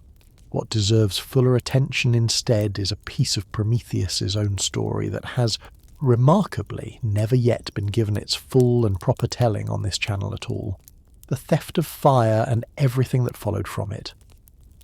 Humanity, in Prometheus's own account of things, had been given life but had been left, by Zeus's own deliberate design, without one crucial gift: fire, the single technology upon which nearly every other human advancement, warmth, cooked food, metalworking, the forging of tools and weapons alike, ultimately depended. Prometheus, watching the fragile, cold and hungry creatures he had helped shape struggle without it, made a choice that would define the rest of his own existence. He stole a single ember of fire from the gods, concealed inside the hollow stalk of a fennel plant, and carried it down to the waiting hands of humanity, giving them, in that single act, everything that fire alone could make possible. Zeus's fury, when he discovered what had been done, fell on both parties at once, but it is Prometheus's own punishment that this family's story has to sit with longest. Bound with unbreakable chains to a remote crag high in the Caucasus Mountains, Prometheus was condemned to have an eagle descend upon him every single day, tearing open his side and devouring his liver, an organ the ancient Greeks understood, correctly as it happens, to be capable of regenerating itself, so that the liver grew back overnight only to be devoured again the following day, an unbroken cycle of agony with no natural end in sight, since an immortal body could neither die from the wound nor ever fully escape it. That torment, according to the fullest surviving version of the story, lasted for an almost unimaginable span of time, by some tellings for thousands of years, before it was finally ended, and it was ended through an act that deserves to be remembered as one of the more quietly moving trades in this entire mythology. The wise centaur Chiron, tutor to many of Greece's greatest heroes, had been accidentally struck by one of Heracles' own arrows, tipped with the incurable poison of the Hydra's blood. And though Chiron was himself immortal, and therefore could not die from the wound in any ordinary sense, the poison left him in constant, unrelenting agony, with absolutely no prospect of relief, an immortality that had become, for him, indistinguishable from an endless punishment. Given the chance, through Prometheus's own bound and suffering presence, to trade his own unwanted immortality for another being's freedom, Chiron chose to give it up entirely, accepting death at last as a release from his own pain, so that Prometheus might finally be allowed to die if his sentence required it, though in the end it was not death that freed him but Heracles himself, who, passing near the Caucasus during one of his own labours, shot down the tormenting eagle with his bow and broke the chains that had held Prometheus bound for so unbearably long. It is worth naming plainly what this whole sequence actually contains, because it rarely gets said this directly. A being in constant, unwanted agony chose to give up his own life so that another being's agony might end, and a hero already famous for his physical strength ended one of this family's longest and cruelest punishments, not with force alone, but by simply choosing, on a day when he could easily have kept walking, to stop and look up. Chiron himself deserves a single closing word here, because his own sacrifice is easy to mention only as a mechanism for freeing someone else, and this whole night has tried, wherever it could, to resist exactly that kind of instrumental treatment of anyone's actual life. Chiron was not a Titan by birth, but a centaur of unusually gentle and scholarly temperament, tutor across various tellings to Achilles, Jason, and Heracles himself among many others, and his own choice to surrender an immortality that had become, through no fault of his own, an unbearable prison of endless pain, deserves to be remembered as his own act of courage, rather than merely as the final piece needed to complete Prometheus's own liberation.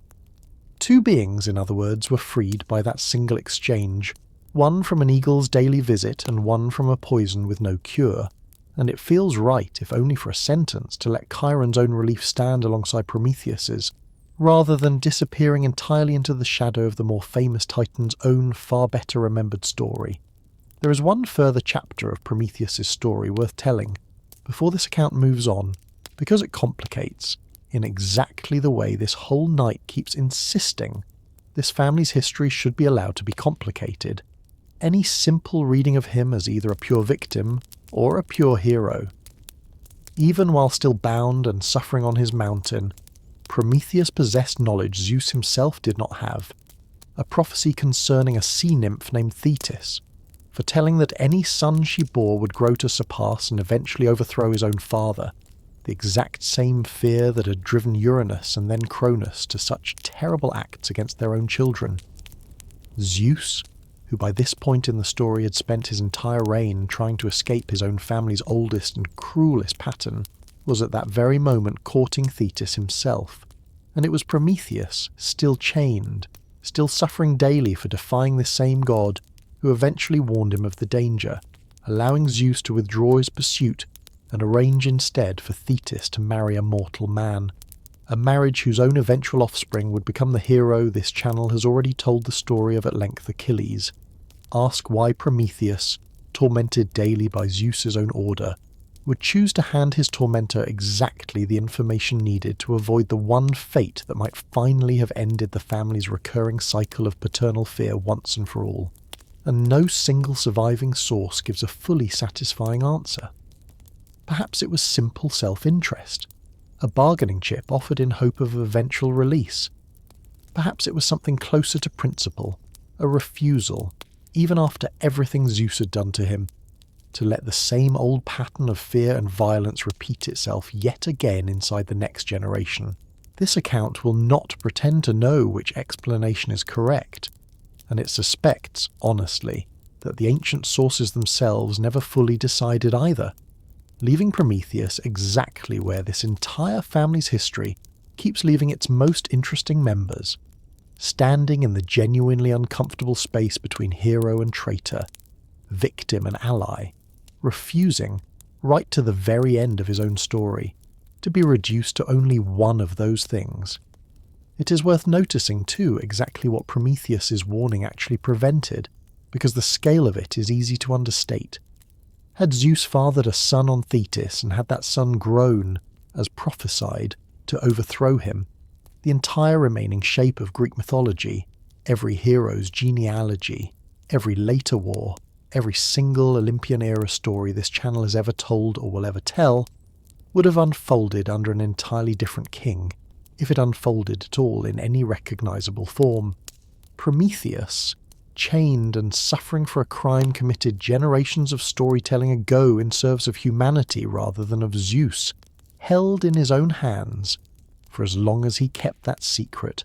the power to let the family's oldest curse finally run its full course a fourth time. That he chose, in the end, not to use it, whatever his own private reasons actually were, makes him quietly responsible not only for humanity's fire, but for the continued and uninterrupted reign of the very god who had ordered his own daily torment, a debt Zeus's own household would go on to owe this one chained titan for the whole of the rest of its recorded history, whether or not it ever fully repaid him for it. With Iapetus's 4 sons accounted for, and with them the last of the original 12 titans and their most significant children, finally introduced by name, this story has one large piece of unfinished business left to attend to, the war itself, which this account has so far only gestured toward in passing, while it took the time this family's individual members deserved. It is time now to walk through that war properly, not as a backdrop to someone else's biography the way it has been told on this channel before, but as the event that actually determined which of the names you have just spent the last hour or more getting to know would go on to be remembered, and which would be buried a second time, first inside the earth by Uranus, and now inside the flattening, indifferent weight of a single collective noun. The Titans, spoken by nearly everyone who has ever mentioned that war since. The war had been building for some time before it broke out into open conflict, and its eventual course was decided less by the 12 Titans and their many children than by 2 other groups this story has mentioned only briefly so far. The 3 Cyclopes and the 3 hundred-handed ones, Gaia's own children alongside the Titans, and the very first beings Uranus had buried in fear before he ever buried a single one of his more ordinary-looking children. Cronus, upon seizing power, had made the very same mistake his own father made, releasing his Titan brothers and sisters from Gaia's body, but leaving the Cyclopes and hundred-handed ones imprisoned exactly where Uranus had left them, apparently no more willing than his father had been to share a newly won kingdom with beings so far outside the ordinary shape of a god. It is worth noticing plainly how quickly the very first thing Cronus did with his freedom was recreate, on a smaller scale, the exact injustice he had just risked everything to end. A pattern this whole night's opening thesis suggested runs through this family generation after generation, and here,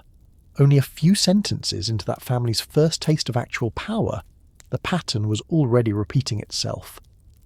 Zeus, once grown and once his own confrontation with his father had begun,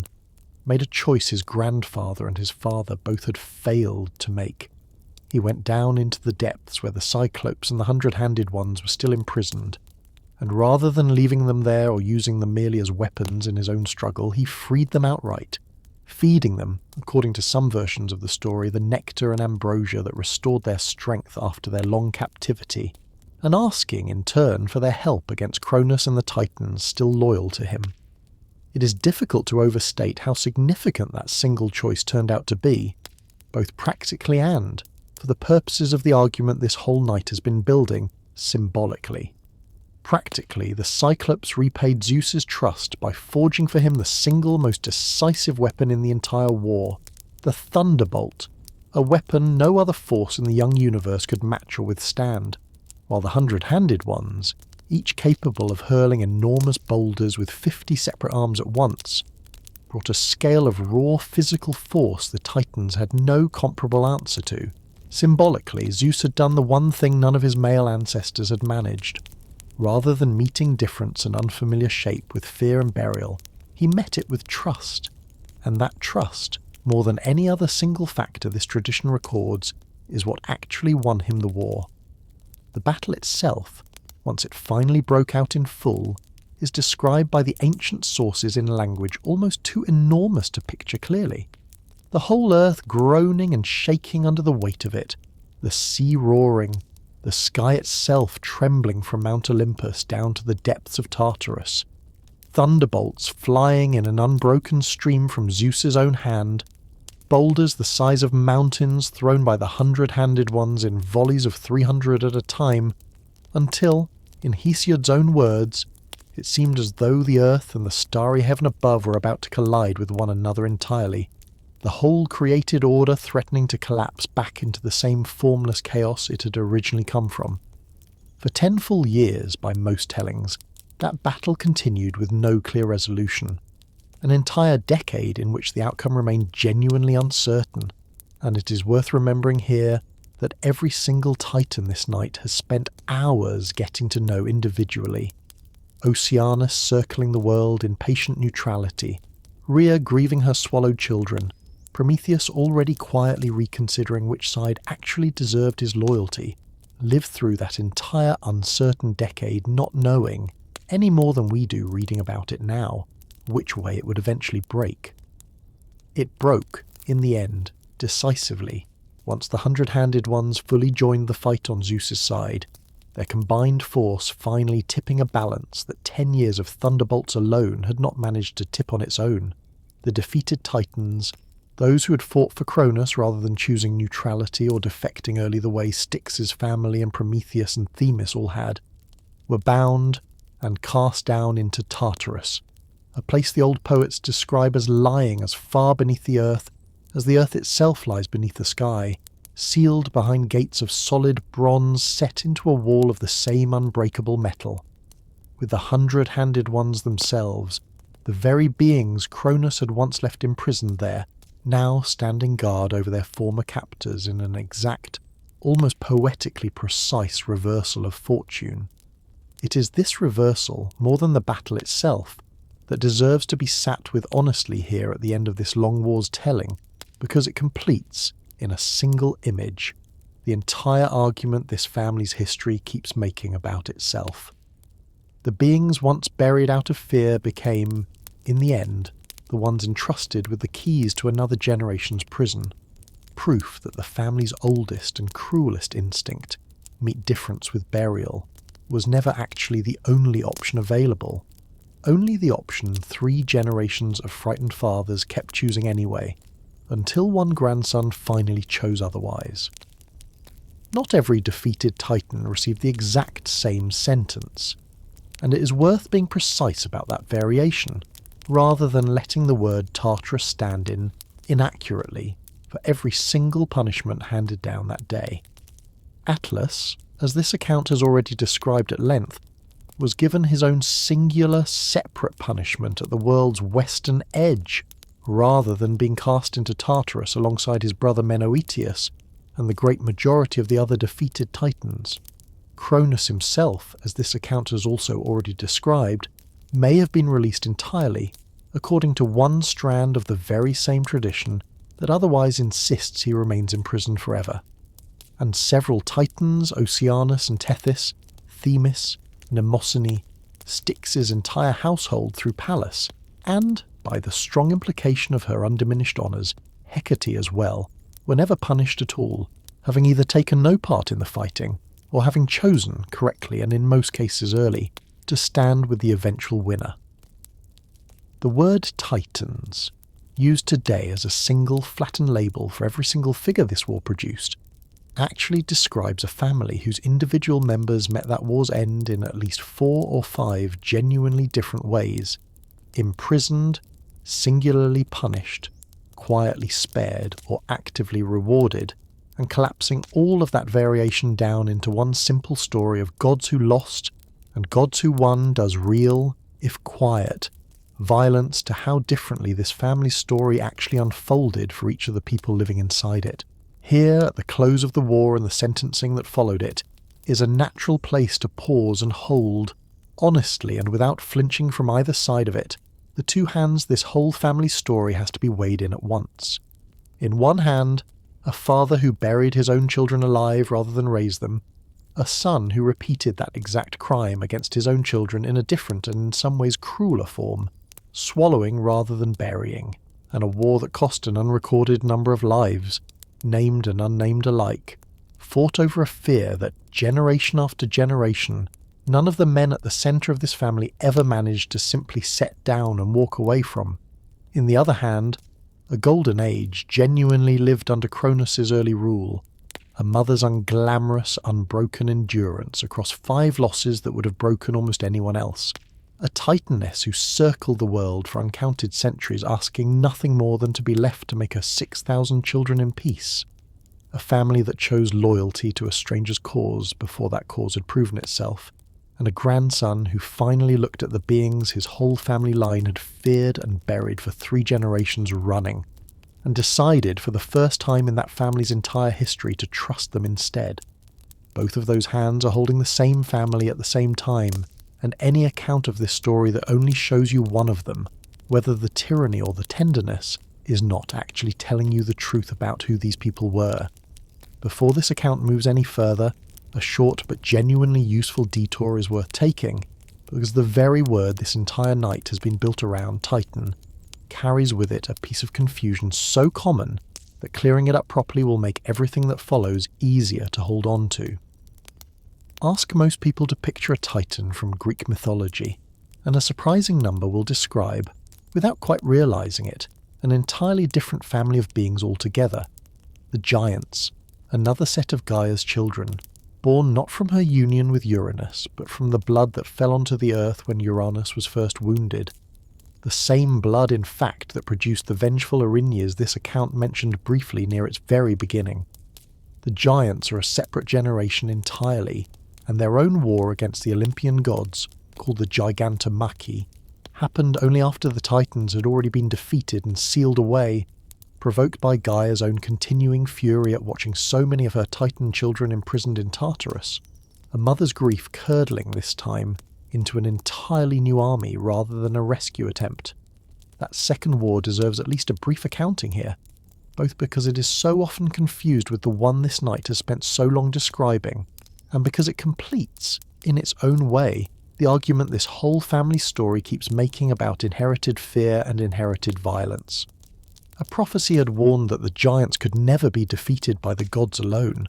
but only by a god and a mortal fighting side by side, and so Zeus enlisted the hero Heracles, still generations away from being born when the Titans first fell, to fight alongside the Olympians when Gaia's new army finally rose. Individual giants met individual, often strikingly specific ends. Porphyrion, the most powerful among them, was struck down by a combined attack from Zeus's thunderbolt and Heracles' poisoned arrow after attempting to assault the goddess Hera directly. Alcyoneus, immortal only so long as he stood on the particular soil of his own birth, was dragged beyond its borders by Heracles before being killed, since even a giant's immortality, this tradition insists, had its limits once you understood exactly where those limits were drawn. And Enceladus, by a tradition later Roman writers were especially fond of repeating, was buried beneath the island of Sicily itself, his continued struggling against that entire island's weight blamed, for centuries afterward, for the volcanic rumbling of Mount Etna. The point of naming all this here, briefly rather than at length since it is not this particular night's central story, is simply to draw the boundary clearly. The Titans and the Giants are not the same family, did not fight in the same war, and did not share the same fate, and a night spent trying to rescue the Titans specifically from centuries of flattening allows its listeners at least this much precision about where that family actually ends and another one begins. Precision of a different kind is worth applying too to the word Titan itself, because even its own origin is genuinely uncertain, and the ancient world's own best guess at an explanation says something quietly revealing about how this family was already being remembered within only a few centuries of its own defeat. Hesiod himself offers an explanation, presenting it notably as something the Titan's own father Uranus said to them mockingly, as he cursed them for the crime his youngest son had just committed against him. That they had strained, in Greek a word it is worth turning back to before moving further into how this whole story is actually known to us today. To the one figure among Oceanus and Tethys' individually named children, whose own cleverness this account has already introduced but not yet fully honoured, Meti. Her name is, quite literally, the ancient Greek word for a particular kind of practical adaptive intelligence. The cunning that finds an unexpected solution rather than simply the most obvious one, and it was precisely that quality, rather than any brute strength, that ended Cronus' swallowing of his own children for good. It was Metis who devised the emetic potion. Some accounts describe it as mixed with wine and honey, and given to Cronus disguised as an ordinary drink, that caused him to disgorge, in reverse order of swallowing, first the stone that had substituted for Zeus, then Poseidon, then Hades, then Hera, then Demeter, then Hestia, restoring 5 entire, fully grown gods to the world in a single afternoon, through nothing more than a well-chosen recipe. There is a genuine and rarely noticed irony worth naming plainly here. The single most decisive turning point in this entire family's war, more decisive in its own way than any thunderbolt the Cyclops ever forged, was not won on any battlefield at all, but in whatever quiet room Metis prepared that potion in, unwitnessed, unarmed, and entirely alone. That same cleverness would, in the end, cost Metis everything. Once Zeus had won his war and needed a wife, he chose her first, recognising correctly that a mind capable of outsmarting Cronus himself was a mind worth keeping close. But a prophecy soon reached him, delivered by Gaia and the dying Uranus, both according to some tellings, warning that Metis was destined to bear him a daughter of extraordinary wisdom, and then, afterward, a son who would grow strong enough to overthrow his own father, exactly as Zeus had overthrown Cronus, and Cronus had overthrown Uranus before him. Zeus's response was to repeat, with a small but telling variation, the exact crime his own father had committed against his own mother. Rather than burying Metis in the earth or swallowing a newborn child the way Cronus had, Zeus swallowed Metis herself, whole, while she was still pregnant, absorbing her entirely into his own body before the prophesied son could ever be born at all. The daughter Athena was born sometime later, directly from Zeus's own head, fully grown and fully armoured, a story this channel has already told in full, but Meti herself, according to several ancient sources, did not simply vanish inside her husband's body the way Cronus's 5 children once had. She remained there, conscious, according to at least one tradition, continuing even from inside Zeus's own body to offer him counsel and clever advice for the whole of his subsequent reign, a genuinely strange and rarely discussed detail that turns her ending into something even more unsettling than a simple swallowing. Not an erasure exactly, but an imprisonment so total that even her own considerable cunning could find no way back out of it, her intelligence still serving the very man who had swallowed her forever, from a darkness he alone could never see into. It seems like the right moment now, with this family's own individual members and their war finally laid out in full, to pause and ask an entirely different kind of question. How do we actually know any of this at all? No Titan left behind a diary, no Olympian god sat for an ancient interview, and yet this account has just spent well over an hour describing specific conversations, specific feelings, specific choices made by beings who existed, if they existed in any historical sense at all, in a period no written record from the actual time survives to describe. The honest answer is that everything you have heard tonight comes down to us through a small handful of ancient writers, working centuries apart from one another, each shaped by their own particular moment, their own particular purpose, and their own particular blind spots. And knowing who those writers were, and what they were each actually trying to do, matters enormously for understanding how much confidence any of us should place in the details. The single most important source for nearly everything this account has described is a farmer and shepherd named Hesiod, who lived and worked on the slopes of Mount Helicon in mainland Greece roughly 27 centuries ago, composing a long poem called the Theogony, meaning the birth or origin of the gods, which stands today as the oldest surviving systematic attempt to organise the entire Greek divine family into a single coherent genealogy. Hesiod tells us, in the poem's own opening lines, that the Muses themselves appeared to him while he was tending sheep, and granted him the gift of true poetic speech, a claim this account already gestured toward earlier when it noted that the very existence of tonight's story depends, in the tradition's own telling, on those same 9 daughters of Mnemosyne. Whether or not you take that claim of divine inspiration literally, it tells you something important about how Hesiod himself understood his own project. Not as neutral historical reporting, but as an attempt to give order and shape to a scattered, contradictory, and mostly oral tradition that had never before been written down as a single continuous story. Hesiod's other major surviving work, Works and Days, a farming almanac woven through with moral and mythological digressions, is the source for several details this account has leaned on, including the Golden Age under Cronus's rule and the alternate gentler fate that may have awaited him afterward. And it is worth remembering that these 2 accounts, composed by the very same poet, do not always agree perfectly with each other, a reminder that even our single most important source was not always internally consistent about the exact shape of the story he was trying to tell. Beyond Hesiod, this account draws on several later writers who each add pieces the earliest tradition either lacked or handled differently. A work called the Bibliotheca, traditionally though almost certainly incorrectly attributed to a 2nd century Athenian scholar named Apollodorus, compiled roughly 1,000 years after Hesiod's own lifetime, gathers together an enormous range of mythological genealogy and narrative detail into a single reference work, useful precisely because of how comprehensive it tries to be, but also, for that same reason, a considerably less direct witness to the earliest layer of belief than Hesiod's own poem.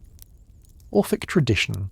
a separate and considerably stranger religious movement, running alongside mainstream Greek belief for centuries, preserved its own variant cosmologies in fragments that occasionally survive only as quotations inside even later writers' own works, including at least one striking variant in which the created universe is swallowed whole and refashioned entirely from inside Zeus's own body, a cosmic echo, whether intentional or not, of the same swallowing pattern this family's story keeps returning to on a smaller scale.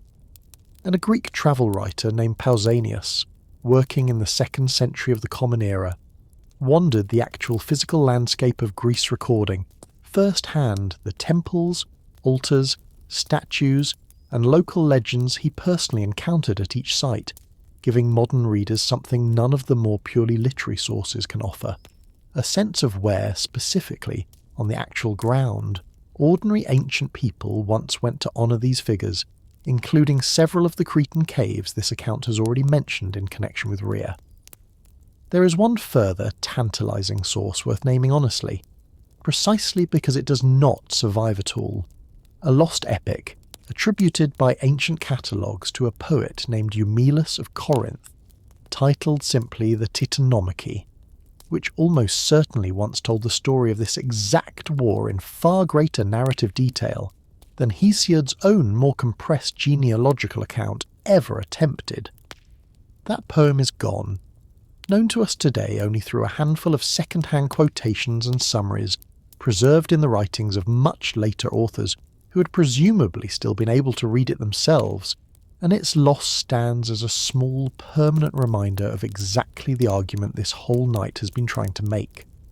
That even the ancient world's own attempt to give this particular family a fuller, more detailed telling has itself, in the intervening centuries, been almost entirely swallowed by time, leaving behind only fragments, footnotes, and the same flattened family tree. This account has spent so many hours trying to push some breath back into, widen the lens now for a while beyond Greece entirely, because a family shaped this thoroughly by fathers fearing their own children did not develop in isolation,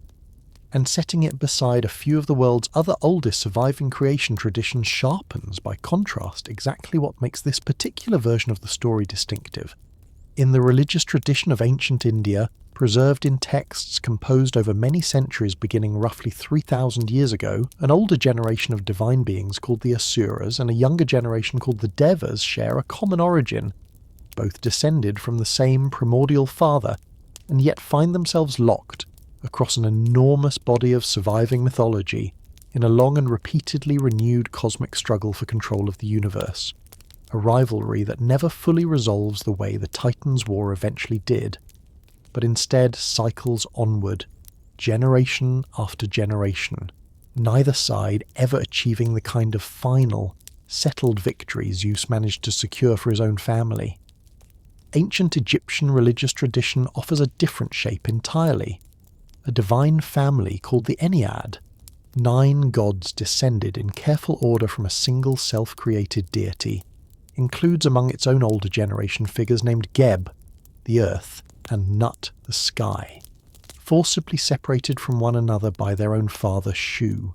the air, an image that inverts this family's own founding embrace of sky lying upon earth into something closer to enforced distance, sky and earth held permanently apart rather than locked in an unbroken union that produced a hidden, buried generation of children.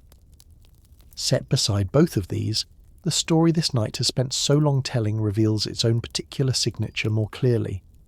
Not an endless cosmic rivalry like the Asuras and Devas, and not a founding separation like Geb and Nut,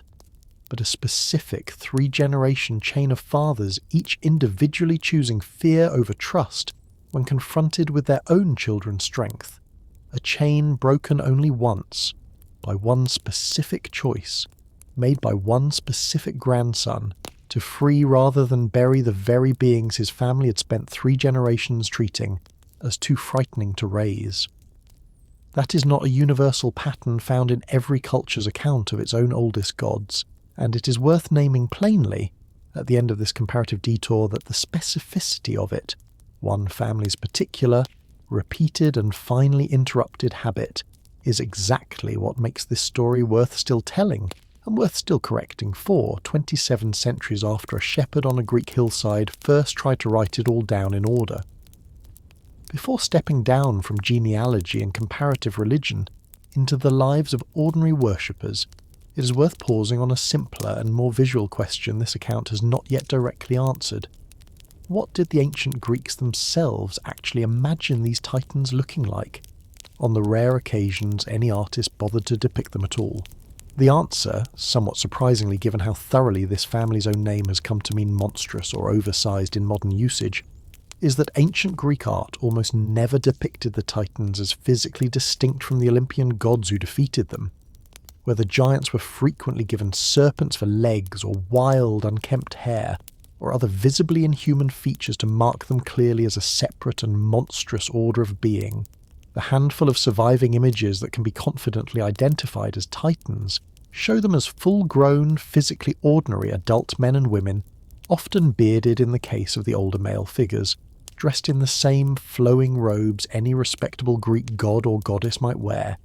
distinguishable from their Olympian relatives mainly by context and inscription, rather than by any visibly monstrous feature at all. This detail matters more than it might first appear, because it means the ancient Greeks themselves, whatever stories they told about swallowed children and buried generations, did not actually picture this family as grotesque or inhuman. They pictured them as family, indistinguishable in form from the very gods who had replaced them, a visual argument, however unintentional, for exactly the kind of shared humanity this whole night has spent so many hours trying to insist these figures actually possessed. The physical places where this family was once honoured have their own final, quietly moving story worth telling before this account turns back to the ordinary worshippers themselves. Nearly every one of the specific caves, altars, and shrines this account has mentioned across the whole of tonight. The Idaean and Psychro caves on Crete, the temple to Dione at Dodona, the countless small shrines to Oceanus that likely once stood near harbours and river mouths across the Greek world without ever becoming famous enough for any surviving source to individually name, eventually fell silent, not all at once, but gradually, across the centuries following the rise of Christianity throughout the Mediterranean world, as a series of imperial edicts in the final years of the 4th century of the Common Era formally outlawed the traditional religious practices that had sustained this family's worship for well over 1,000 years. Some of these sites were simply abandoned, left to the same patient erosion that eventually reclaims any structure not actively maintained. Others were more deliberately repurposed, their stones quarried for new building projects, their sacred caves sometimes rededicated, in a few well-documented cases, to Christian saints whose own feast days were quietly scheduled to fall near the very same calendar dates the old pagan festivals once occupied.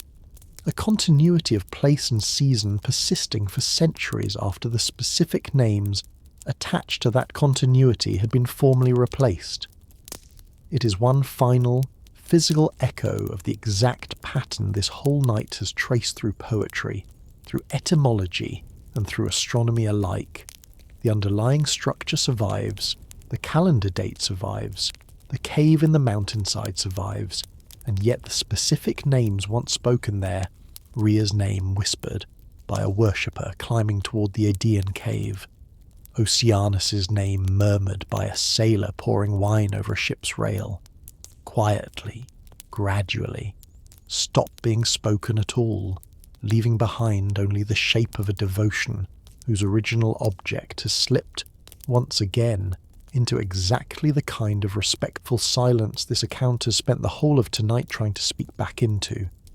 It is worth stepping down now, deliberately, from genealogy and comparative religion both, and asking what this family story might actually have meant to the ordinary people who grew up hearing it, farmers and fishermen and market traders across the Greek-speaking world, who almost certainly never read a line of Hesiod's own careful verse, but who absorbed this same story instead the way most people absorb the stories that matter most to them, by hearing it told and retold around a fire or a loom or a harvest, until its shape became as familiar as their own family's history. A Greek farmer working land that had to be tended, watered and defended year after year against drought and blight and the ordinary exhaustion of physical labour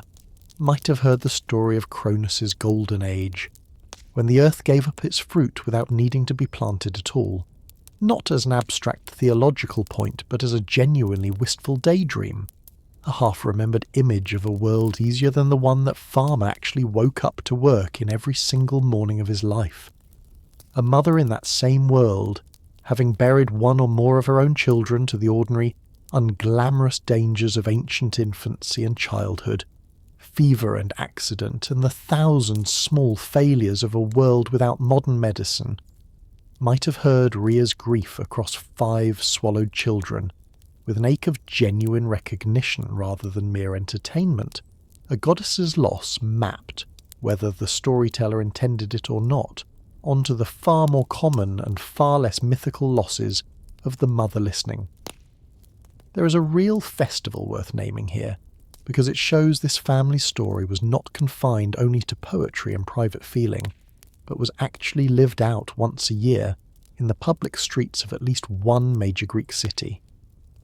At Athens, a festival called the Cronia was celebrated in midsummer in honour of Cronus himself, and its central custom, preserved by several ancient sources, was a temporary and deliberate inversion of the ordinary social order. For the single day of the festival, slaves and masters ate together at the same table, and in some accounts the usual hierarchy was suspended almost entirely, a brief, sanctioned return to the kind of equality and abundance Hesiod's own account had described as the defining feature of Cronus's original Golden Age. It is worth noticing what that custom actually implies about how ordinary Athenians understood this Titan, not primarily as the monster who swallowed his own children, though they certainly knew that story too, but as the king of a lost, better world worth briefly, ritually returning to once a year, even if only for a single afternoon of shared bread and suspended rank. A myth this rich, in other words, was never only one thing to the people who actually lived inside its shadow. It was a warning about fathers and fear in one telling, and a wistful, once-a-year holiday about fairness and abundance in another, held by the very same city, at the very same time, without any apparent sense of contradiction. This family's afterlife extends too, well beyond any single ancient festival. Reaching all the way into the present night you're listening from, in ways so ordinary and so thoroughly absorbed into everyday language that most people invoke this family constantly without ever noticing they are doing it. The word Titanic, describing anything of overwhelming size or strength, entered common English usage centuries ago and reached its most famous and most tragic modern application in the name given to a great ocean liner built in the first years of the 20th century, a ship named, quite deliberately, for the very qualities this family's name had always implied: enormous scale and confident, almost defiant strength, only for that same ship to sink on its very first voyage in the cold waters of the North Atlantic, an irony so complete it hardly needs this account to point it out. A silvery white metallic element, discovered by a German chemist near the end of the 18th century, and found to be exceptionally strong, lightweight, and resistant to corrosion, was named titanium in direct homage to this same family. A naming choice its own discoverer explained by noting that the name fit a substance of such remarkable and, in his own words, characterless strength, since so little was then known about the element's actual properties beyond its raw resilience, an uncertainty oddly fitting for a family whose own individual properties this whole night has spent so long trying to recover from a similarly thin historical record. Look up into the actual night sky too, wherever you happen to be listening from, and this family is quite literally still there, waiting. Saturn, the great ringed planet visible to the naked eye on a clear enough night, carries a name borrowed from Cronus's own Roman equivalent, and several of its own many moons carry the names of the Titans. This account has spent the whole of tonight trying to properly introduce Rhea, the second largest, icy and cratered; Tethys, pale and heavily scarred by an ancient impact; Phoebe, orbiting backward relative to Saturn's other major moons, in a direction scientists believe marks it as a captured object from somewhere else entirely, drifting into this family's orbit from outside rather than being born into it. A small astronomical irony worth noticing given how many of this family's own members ended up, in their own mythological story, similarly caught up in a family drama that was never originally their own to be part of. Iapetus, strikingly and famously two-toned, one hemisphere dark as coal and the other bright as fresh snow, a division so stark that early observers genuinely wondered whether they were looking at two separate moons rather than one, a fitting inheritance for a Titan whose own 4 sons split so completely between loyalty and affection, one hemisphere loyal and one hemisphere estranged, fixed together forever in a single spinning body. And largest of them all, a moon named simply Titan, wrapped in a thick orange atmosphere and covered, astronomers have confirmed through direct spacecraft observation in the first years of this century, with actual lakes and seas, not of water, but of liquid methane and ethane, an entire alien hydrological cycle running quietly 600 million miles from where you're lying right now, on a small, cold world that still, after everything,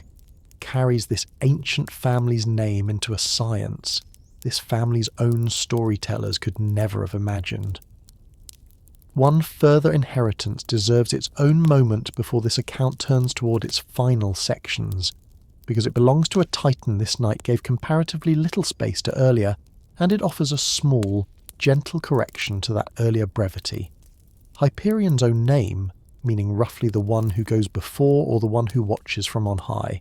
was borrowed by the English poet John Keats in the early 19th century for a long, unfinished epic poem imagining the fall of the Titans from the losing side's own perspective, giving Hyperion himself in that poem a dignity and an interiority almost no ancient source ever bothered to grant him, standing as the last of the Sun Titans still holding out against an inevitable and encroaching Olympian order. Nearly 2 centuries later, an American science fiction author borrowed the same name again for a series of novels, imagining a distant future pilgrimage to a mysterious world, structured, in a detail worth appreciating, around the same kind of nested, individually voiced storytelling this very night has tried to practice, each pilgrim in that novel given their own full chapter to speak before the larger story is allowed to continue. It is a small thing, a single Titan's name borrowed twice across two very different centuries by two very different writers. But it suggests something worth ending this section on. Even a figure this thinly documented in the ancient record has proven, again and again, irresistible to later storytellers looking for exactly the kind of dignified, watchful, slightly melancholy presence his own bare name seems to promise, even when the ancient sources themselves never got around to telling us what that presence actually looked like up close. Step back now for a moment and look at the 6 Titan daughters as a group rather than one at a time, because a pattern emerges from setting them side by side that no single one of their individual portraits could fully reveal on its own,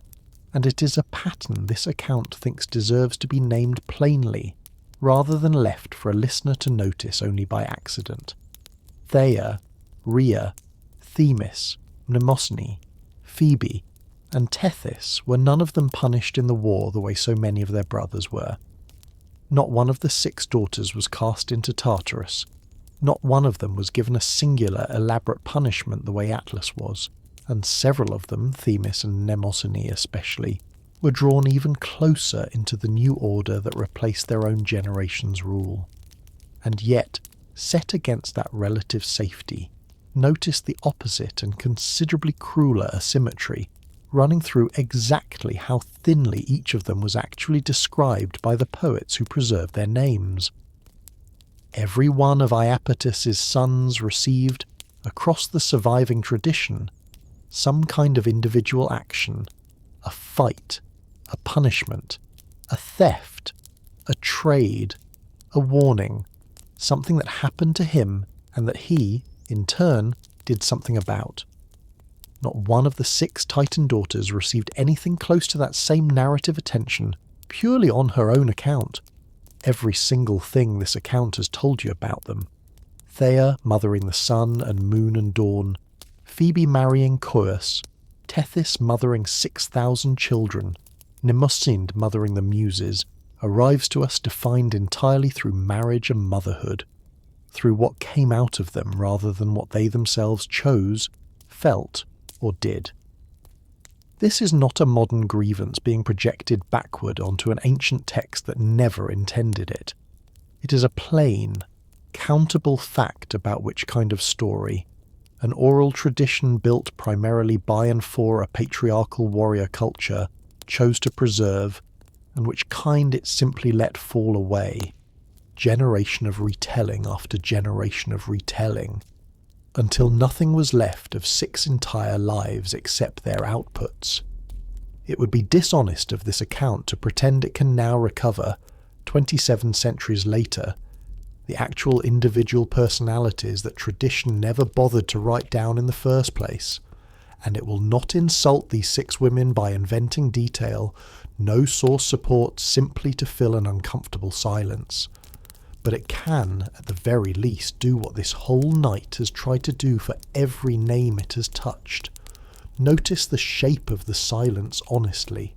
say plainly that it is there, and refuse to let it pass by, unremarked the way it has been allowed to pass by, unremarked, for nearly 3,000 years of retelling before tonight.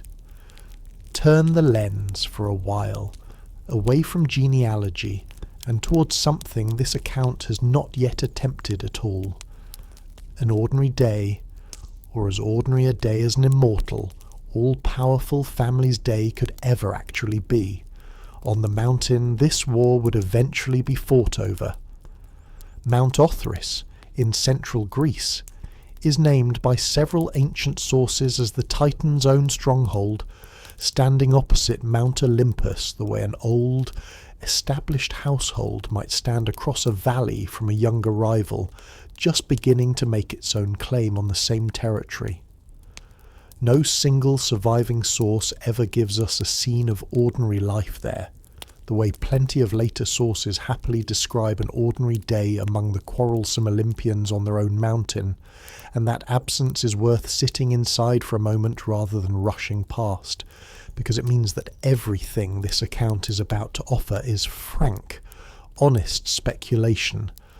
built from what this family's own documented habits suggest rather than from any single ancient text describing it directly. Picture then, if only as an imaginative exercise, this account is naming as exactly that. Oceanus arriving perhaps once in a great while from his endless circuit around the world's rim to sit with his brothers and sisters, Rhea and Cronus' own household filling with the ordinary noise of a large, complicated family,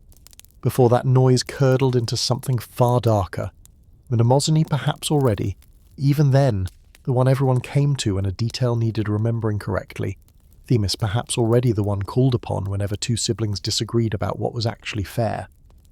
This account, the same is true of the Scamander, the river that ran past the walls of Troy itself and appears as a character, fighting and flooding in fury against the hero Achilles, in Homer's own Iliad, one more of Oceanus's uncounted children finally given, for one brief and remarkable episode, an actual voice and an actual role in someone else's much more famous war. Return one final time before this account turns toward the war's own conclusion, to that same terrible 10-year conflict this knight has already described, because there is one more silence inside it. Mnemosyne's own 9 daughters deserve in turn to be named individually and completely, because a night built around the argument that memory deserves careful attention owes at least this much precision to the very goddesses whose entire existence is devoted to preserving exactly this kind of detail. Calliope, whose name means beautiful voiced, presided over epic poetry, and was, by several traditions, considered the eldest and most honoured of the 9. Clio, whose name shares its root with the Greek word for glory or renown, presided over history itself, the recording and celebrating of great deeds, a domain this very channel, in its own small modern way, still quietly works inside.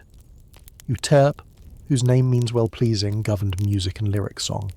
Thalia, meaning flourishing or joyous, governed comedy. Melpomene, meaning to celebrate with song and dance, governed tragedy. Terpsichore, delighting in dance, governed exactly that. Erato, connected to desire and longing, governed love poetry. Polyhymnia, meaning many hymns, governed sacred song and hymn, and Urania, the heavenly one, governed astronomy, the study of the very stars this account has already told you were, in another branch of this same family entirely, the literal children of Astraeus and Eos. It is a small, quietly moving detail worth naming here at the end of their roll call. 9 daughters born from a single Titaness, whose whole gift was refusing to let things be forgotten, divided out afterward into 9 entirely different ways human beings have found, across every culture and every century since, of making sure something survives long enough to be remembered at all. There is a genuine and uncomfortable unevenness worth naming plainly now, gathering together several threads this account has already laid out separately across the course of the night, because looking at them together reveals something about how mercy itself was distributed after this war, that no single example, taken alone, fully shows. Themis and Mnemosyne, the 2 Titan daughters who most directly and usefully served the new order's own needs, one supplying law and fairness, the other supplying memory and inspiration, were drawn close, honoured, even married into the family that had just defeated their own generation. Styx and her husband Pallas, whose household chose loyalty before the war's outcome was ever certain, were rewarded with an honour, the unbreakable divine oath that would last for as long as the gods themselves existed. And yet Atlas, whose only recorded crime was fighting loyally for the side he was born into, exactly as Styx's own husband might just as easily have done had his own household chosen differently, received not mercy, but the single cruelest and most inventive punishment handed down that entire day, an eternity of visible conscious burden with no scheduled end. Ask what actually separated Atlas's fate from Styx's, and the honest answer has very little to do with the severity of anyone's actual actions during the war itself, and everything to do with the accident of which side a given family happened to choose, and when. This account does not offer that observation to condemn Zeus specifically, since almost every victor in almost every war in recorded history has distributed mercy along exactly these same uneven, self-interested lines. but it offers it because a family history this long deserves to have its uncomfortable patterns named as plainly as its more flattering ones, and the uneven mercy handed out at the end of this particular war is one of the most instructive patterns this whole story has to offer. There is one further, quieter kind of erasure worth naming before this account turns toward its close, and it belongs not to the poets this time, but to the painters and sculptors who worked alongside them across the ancient Mediterranean world. Walk through the surviving collections of ancient Greek pottery and temple sculpture housed in museums today, and you will find, again and again, the war between the gods and the giants. The Titanomachy this account described briefly a while ago, rendered in extraordinary dramatic detail. The Siphnian treasury at Delphi, built in the 6th century before the Common Era, carries a frieze depicting that very battle in vivid, motion-filled relief, and the great altar built centuries later at Pergamon, in what is now Western Turkey, devotes an entire monumental sculptural program, one of the largest and most celebrated in the whole of the ancient world, to exactly the same subject. Gods and giants locked together in violent, writhing combat carved permanently into stone. Search those same collections for an equally detailed depiction of the actual war between the Titans and the Olympians, the war this whole night has been building toward and describing at length, and you will find, astonishingly little by comparison, a handful of scattered, ambiguous images that may or may not even depict this particular conflict, rather than some other mythological battle entirely. It seems that even the ancient world's own visual artists, working in stone and clay rather than in verse, found the Titans' own war somehow less compelling to actually depict than the war that came after it. One more small, easily overlooked way, this particular family's own defining conflict slipped quietly out of the historical record, not through any single decision to forget it, but through century after century of storytellers and craftsmen alike simply reaching, when given the choice, for a different and more visually dramatic subject instead. Consider for a moment, before this account moves toward its final sections, what might have happened had a single choice in this whole, long story gone differently, because the thesis this account opened with, that this family's oldest and cruelest habit was fear, answered with burial, generation after generation, becomes considerably sharper when you sit with how narrowly that pattern was actually broken. Had Zeus, upon descending into the depths where the Cyclopes and Hundred-Handed Ones still lay imprisoned, chosen fear over trust the way his father and grandfather both had before him, leaving them exactly where he found them, rather than freeing them and asking for their help, there is no particular reason to think the war would have gone any differently than it did for those two earlier generations, meaning Zeus himself might well have lost, might well have ended up sealed inside Tartarus alongside 4 of his own siblings, instead of ruling from Olympus at all. The entire remaining shape of Western mythology, the 12 Olympians, the heroes, the philosophers who would later argue with and against these very stories for centuries, depended, when you trace it all the way back to its actual hinge point, on one grandson looking at beings his whole family had spent 3 generations fearing and burying and choosing for reasons no ancient source ever fully explains, to do something different instead. It is worth sitting with how thin that hinge actually was, because most of history, ancient or otherwise, turns out to rest on exactly this kind of narrow, easily imagined otherwise moment, far more often than the grand, inevitable-sounding language of myth and legend usually likes to admit. That hinge, thin as it was, is not only an ancient one, and it feels right, this late into so long a night, to let this family's oldest story reach forward,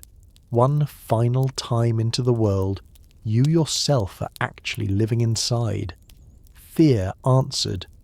with control rather than trust, is not a habit that ended with Zeus's own generation. sealed away along with Cronus and his defeated brothers behind their bronze gates. It is a habit every family, in every century since, has had to decide, in ways almost always smaller and quieter than a 10-year cosmic war, whether to repeat or to finally set down. A parent afraid of a child's growing independence, choosing to loosen a grip rather than tighten it.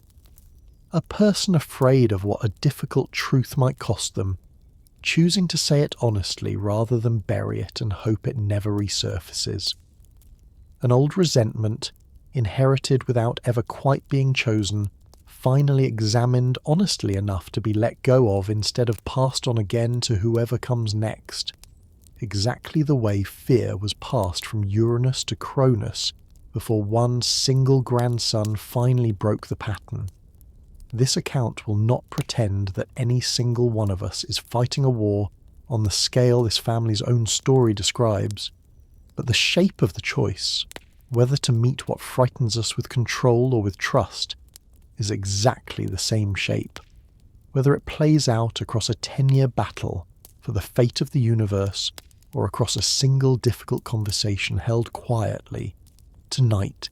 in some ordinary house somewhere on the very same earth Gaia herself is still said to be. Let the whole shape of this long night settle now, gathered back together one final time before its very last section, because a story with this many names deserves at least one clear, unhurried look back at the entire arc of it, laid flat, from beginning to end. It began with a father who could not look at his own children, and so buried them alive inside the mother who bore them. It moved through a son who freed that same generation only to repeat, in a crueler and more intimate form, his own father's exact crime against children of his own. It turned on a mother's unglamorous 5 times repeated grief, and on a single desperate substitution of a stone for a child that finally broke the pattern for good. It scattered a dozen brothers and sisters and dozens more of their own children across every possible response a family in crisis can actually produce. Neutrality and loyalty and defection and quiet. Calculated survival all at once. It fought a war lasting a full decade whose outcome depended in the end not on strength, but on a single grandson's willingness to trust beings his whole family line had always feared. And it closed, unevenly and imperfectly, with some of that family honoured, some punished, some simply and quietly spared, exactly the kind of messy human ending a family this large and this old was always going to produce. That is the whole shape of it, and now, having walked the whole length of it together, this account owes every single name inside that shape one final deliberate act. The very thing this whole night has been arguing memory itself actually requires. Not another summary, but every one of them, named aloud, one final time, before this long story finally lets them go. Before that final naming, though, a handful of details this account has deliberately been saving deserve their proper place, because they round out the picture of this family's world in ways too good to leave out of a night that has promised, from its very first sentence, to miss nothing it could reasonably include. Begin with the very beginning, further back even than Uranus and Gaia's own marriage, because this family did not spring from nothing, and a full account of every Titan owes at least a brief word to what came immediately before them. Hesiod's own opening lines describe chaos as the very first thing to exist. Not chaos in the modern sense of disorder, but something closer to a yawning gap or void, a vast emptiness out of which everything else eventually emerged. From chaos came Gaia the Earth, Tartarus the deep abyss beneath even the Earth itself, and Eros, desire, the force that would go on to draw every subsequent generation of gods together into the unions that produced them all. Chaos also produced, entirely on its own, Erebus, the personification of primordial darkness, and Nyx, the night, who in turn, without any partner at all, brought forth ether, the bright upper air the gods themselves were said to breathe, and Hemera, the day. It is worth noticing briefly how much of this earliest generation reproduces itself the same way Gaia herself first did, alone, without a partner, as though the very earliest layer of this cosmology understood creation itself as something that did not yet require two people to accomplish, a detail that makes Gaia and Uranus's own subsequent embrace, sky lying down upon Earth, feel less like the origin of reproduction itself, and more like its first refinement into something recognisably like a marriage. Tartarus, mentioned now for the second time as one of these earliest primordial beings, deserves a fuller and more vivid description than this account has yet given it, because for many of the Titans this account has spent the whole night getting to know Tartarus was not merely a word, but the actual place where they would spend the whole of eternity. And a family history that has tried this hard to give its people real weight owes an equal effort to the place where so many of them ended up. Hesiod describes its scale with an image that has stayed vivid for 27 centuries, precisely because of how strange and how enormous it is. A bronze anvil, dropped from the very height of heaven, would fall for 9 full days and 9 full nights before finally striking the earth on the 10th, and that very same anvil, dropped again from the surface of the earth, would fall for another 9 full days and 9 full nights before finally reaching the floor of Tartarus itself on the 10th. The whole abyss is wrapped, in Hesiod's own description, in a triple layer of night, so complete and so total that even the gods themselves were said to shudder at it, sealed shut behind gates and a wall of solid, unbreakable bronze that the god Poseidon himself was credited with setting in place with the 100-handed ones, freed from that very prison to fight for Zeus, standing guard over it for all the endless time that followed. It is worth sitting one final time with what it must have actually meant for Cronus and his defeated brothers to be sealed inside a place with that particular geometry, not merely dark and not merely far away, but positioned at the exact farthest possible remove the young universe's own architecture could produce, as though whatever built this cosmos had gone out of its way to ensure that anyone sent there would understand, immediately and completely, just how absolutely and irreversibly they had been removed from everything else that still existed. Return too to the golden age this account has already mentioned twice under Cronus's own early reign, because Hesiod's Works and Days actually describes that age as only the first of 5 successive ages of humanity, and the fuller sequence deserves to be told here, both because it completes this family's own inheritance, and because it carries, inside its own shape, a small and quietly devastating argument about decline that this whole night's larger thesis about memory and erasure sits very comfortably beside. After the Golden Race, living under Cronus's own gentle rule exactly as this account has already described, came a Silver Race, according to Hesiod's own account slower to mature and considerably more foolish, prone to violence against one another and eventually destroyed by Zeus himself for refusing to honour the gods properly.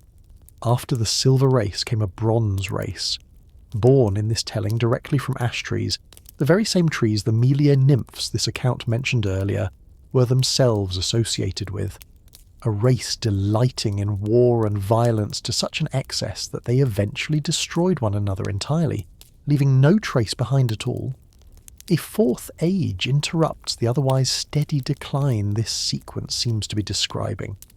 A race of heroes, nobler and more righteous than the Bronze Race before them, the very generation responsible for the great mythic conflicts at Thebes and at Troy. This channel has already told stories from on other nights, many of whom, upon dying, were granted a peaceful afterlife on the Isles of the Blessed, the very same paradise this account has already told you Cronus himself may have been released to rule over. And finally, in Hesiod's own telling, comes the Iron Race, the poet's own age and by direct implication ours as well, an age of exhausting labour, grief and diminishing decency, in which Hesiod predicts With a bluntness this account finds genuinely striking 27 centuries later, that things will continue only to worsen, parents and children growing further and further apart from one another, until Zeus himself finally decides to destroy this last and worst race entirely. It is a bleak note to find sitting at the heart of one of this family's most foundational texts, but it belongs here nonetheless, because it means the very same poet who preserved almost everything this account has told you tonight about the Titans also believed quite sincerely that his own present moment was already a fallen, diminished echo of the golden age one of those same Titans had once presided over. A decline this poet clearly felt in his own bones long before any of us were ever born to feel it in turn. Prometheus's own afterlife in later art and thought deserves one further passage before this account moves toward its final section, because no single figure from this entire family has continued to capture later imaginations quite as thoroughly or as variously as he has. The Athenian playwright Aeschylus, working roughly 2.5 centuries after Hesiod, composed a tragedy called Prometheus Bound, dramatising the Titan's own suffering upon his mountain in direct defiant speech, part of what ancient sources describe as a longer trilogy whose remaining 2 parts, which apparently told of his eventual release, have been almost entirely lost to time. One more small, aching instance of exactly the kind of vanishing this whole night keeps returning to. Centuries later, the English poet Percy Bysshe Shelley wrote his own version, titled Prometheus Unbound, reimagining the Titan's eventual liberation not as a simple rescue, but as something closer to a revolution in the very structure of power itself, while his wife, the novelist Mary Shelley, gave her own most famous creation, a scientist who assembles life from dead matter and is destroyed by his own inability to take responsibility for it. The telling subtitle, The Modern Prometheus, a comparison that has shaped how English-speaking readers think about the dangers of unchecked knowledge and unchecked creation ever since. The composer Ludwig van Beethoven wrote an entire ballet score inspired by the same myth, and the basic shape of Prometheus's own story, a gift of forbidden knowledge or forbidden power, stolen against a higher authority's wishes and paid for afterward at enormous personal cost, has become one of the most reliably recurring templates in the whole of Western storytelling,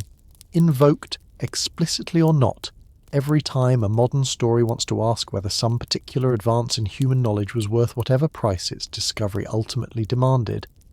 It is worth ending on this thought. Of everyone this entire family produced, the one whose name still does the most active cultural work today is not the king who won the war, and not the queen who endured it, but the Titan who was punished most severely of all simply for trying to give something good to people who were never his own responsibility to help in the first place. One final piece of ordinary lived religious practice deserves its place here too, because this account has already imagined a farmer's wistful relationship to Cronus's golden age, and a mother's aching recognition of Rhea's grief, and it would be an incomplete picture of how this family was actually experienced, without also imagining the people whose entire livelihood depended on the parts of this family that never fully went away. Think of it the way an ordinary sailor working the trade routes of the ancient Aegean Sea might have thought of it. A man whose entire fortune, and quite possibly his entire life, depended every single voyage on waters that could turn from calm to lethal within the space of a single afternoon. That sailor would have poured a small offering over the ship's rail before setting out, not primarily to the more famous god of the sea, whose name most people remember today, but very often to Oceanus himself, the ancient encircling river believed to be the ultimate source of every sea and every current in the entire world, a titan who had taken no side in any war and asked for no worship in return, but who was nonetheless invoked, quietly and without any grand temple built in his specific honour, by exactly the kind of ordinary anxious person whose entire survival depended on currents that Titan was believed to, still, somewhere far beneath the visible waves, be patiently keeping in motion. It is a small, unglamorous kind of worship. No great festival, no dramatic myth attached to it, just a small cup of wine poured over a ship's rail by a frightened, hopeful sailor before a long and uncertain voyage, and it may, in its own quiet way, be the truest and most honest form of devotion this entire family ever actually received. Reach back, one more time, to the forge where this whole war was actually decided, because this account has already told you what the thunderbolt did without ever once pausing to imagine what it might have actually been like to stand nearby while it was being made. Picture the three Cyclopes, each with a single enormous eye set in the centre of his forehead, newly freed after who knows how long spent buried in darkness, working now inside some hidden cavern at a forge hot enough to soften metal no other craftsman in the young universe could even successfully lift, let alone shape. Picture the heat of it first, a wall of it, pressing outward from the forge mouth the way the sun's own heat presses down on an open field at the height of summer, except concentrated, contained, aimed entirely at a single glowing mass of raw material being worked between three sets of massive, practised hands. Picture the sound of it next. Hammer against anvil in a rhythm too fast and too heavy for any ordinary blacksmith to sustain. Three hammers falling in a pattern that must have filled that whole hidden cavern, with a continuous, overlapping thunder long before the weapon those hammers were shaping ever produced a single bolt of actual lightning. And picture, finally, the strange, quiet satisfaction three beings who had spent so long in prison simply for the shape of their own bodies must have felt, labouring now not in fear of what they were, but in genuine wanted service to a cause they had chosen freely,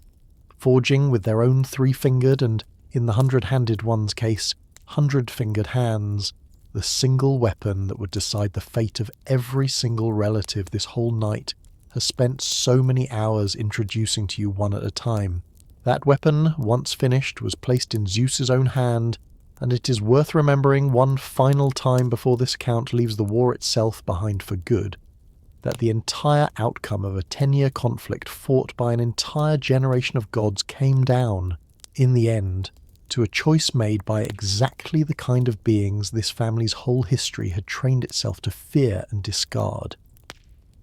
Every other option available to Zeus at that moment in the story, every weapon his own Titan relatives might have forged instead, every strategy his own father or grandfather might have modelled for him, pointed toward the same old answer: control what frightens you,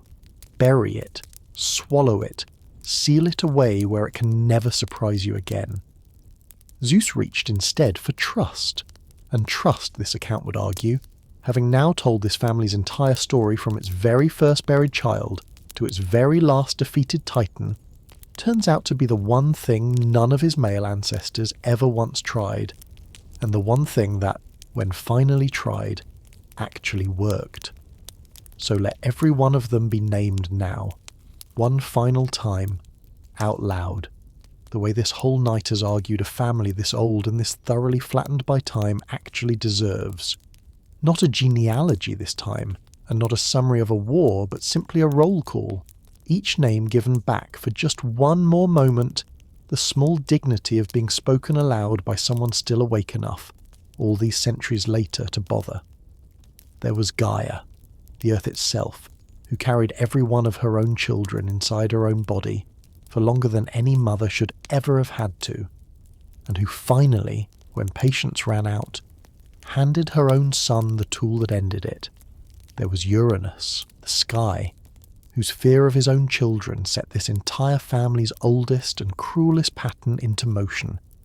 a pattern it would take 3 full generations to finally break. There was Oceanus, who circled the whole of the created world without pause for longer than anyone can measure, who fathered 6,000 children he mostly never got to individually know, and who looked at a war everyone else called the most important thing in existence and quietly, deliberately, chose peace instead. There was Tethys, his wife, who shares his silence far more than she shares his fame, and who mothered that same uncountable multitude alongside him, without ever once being given a single scene of her own to speak in. There was Hyperion, father of the sun and the moon and the dawn, whose own fate during the war that split his family apart no single surviving source ever thought to record, an absence this account has chosen to name honestly rather than paper over. There was Theia, his wife, mother of exactly the same 3 children, whose own name now also belongs, 4.5 billion years before she was ever imagined, to the vanished planet modern science believes gave birth to the moon hanging over you tonight. There was Coeus, the questioner, about whom almost nothing survives except his name and his marriage, and whose own great-grandson would go on to become the god most associated, in the whole of this pantheon, with answering exactly the kind of questions his own name seems built to ask. There was Phoebe, the bright one, whose radiance passed down, generations later, into her grandson Apollo's own most common name, Phoebus, carried forward long after any story of her own had stopped being told. There was Cronus, golden king and devouring father both at once, who ended one tyranny with a sickle, and very nearly built another exactly like it, and whose own final fate this tradition could never quite bring itself to settle, torn, even now, between a bronze prison and a blessed island. There was Rhea, his wife, who endured 5 losses with no funeral and no name to grieve them by, and who finally, on a hidden mountain in Crete, found the one trick clever enough to make the losing finally stop. There was Iapetus, father to 4 sons who would scatter across every possible answer a family in crisis can produce, and about whom, like so many of his siblings, almost nothing else was ever thought worth writing down. There was Crius, husband to Eurypia, father to 3 sons whose own choices would run in 3 entirely different directions, one of them standing before the war had even begun, on the very side that would eventually win it. There was Themis, who chose rightly and early, who gave the new order both its sense of justice and its sense of unbreakable fate, and who held, through her own daughters, an authority even the king who won this war was never fully able to override. There was Mnemosyne, memory herself, who never once starred in a myth of her own, and who is nonetheless the reason any of the myths you have heard tonight, or on any other night, managed to survive at all. There were the Cyclopes, 3 brothers with a single eye apiece, buried twice by 2 separate fathers before one grandson finally chose to trust them, and whose forge produced the single weapon that decided everything. There were the 100-handed ones, feared for a shape no one else in the young universe shared, who became, in the end, both the war's decisive weapon and the eternal guards of the very prison that had once held them. There was Styx, whose river would become the single most sacred oath any god could ever swear by, and who bet everything. Before it was safe to bet on anything, on a side she had no guarantee would actually win. There was Pallas, her husband, whose own father fought and lost this war, while his own household stood, from the very beginning, on the opposite side of it. There were Zeus and Nike and Kratos and Bia, the 4 children of that marriage, who stood beside Zeus's own throne for the whole of his reign afterward,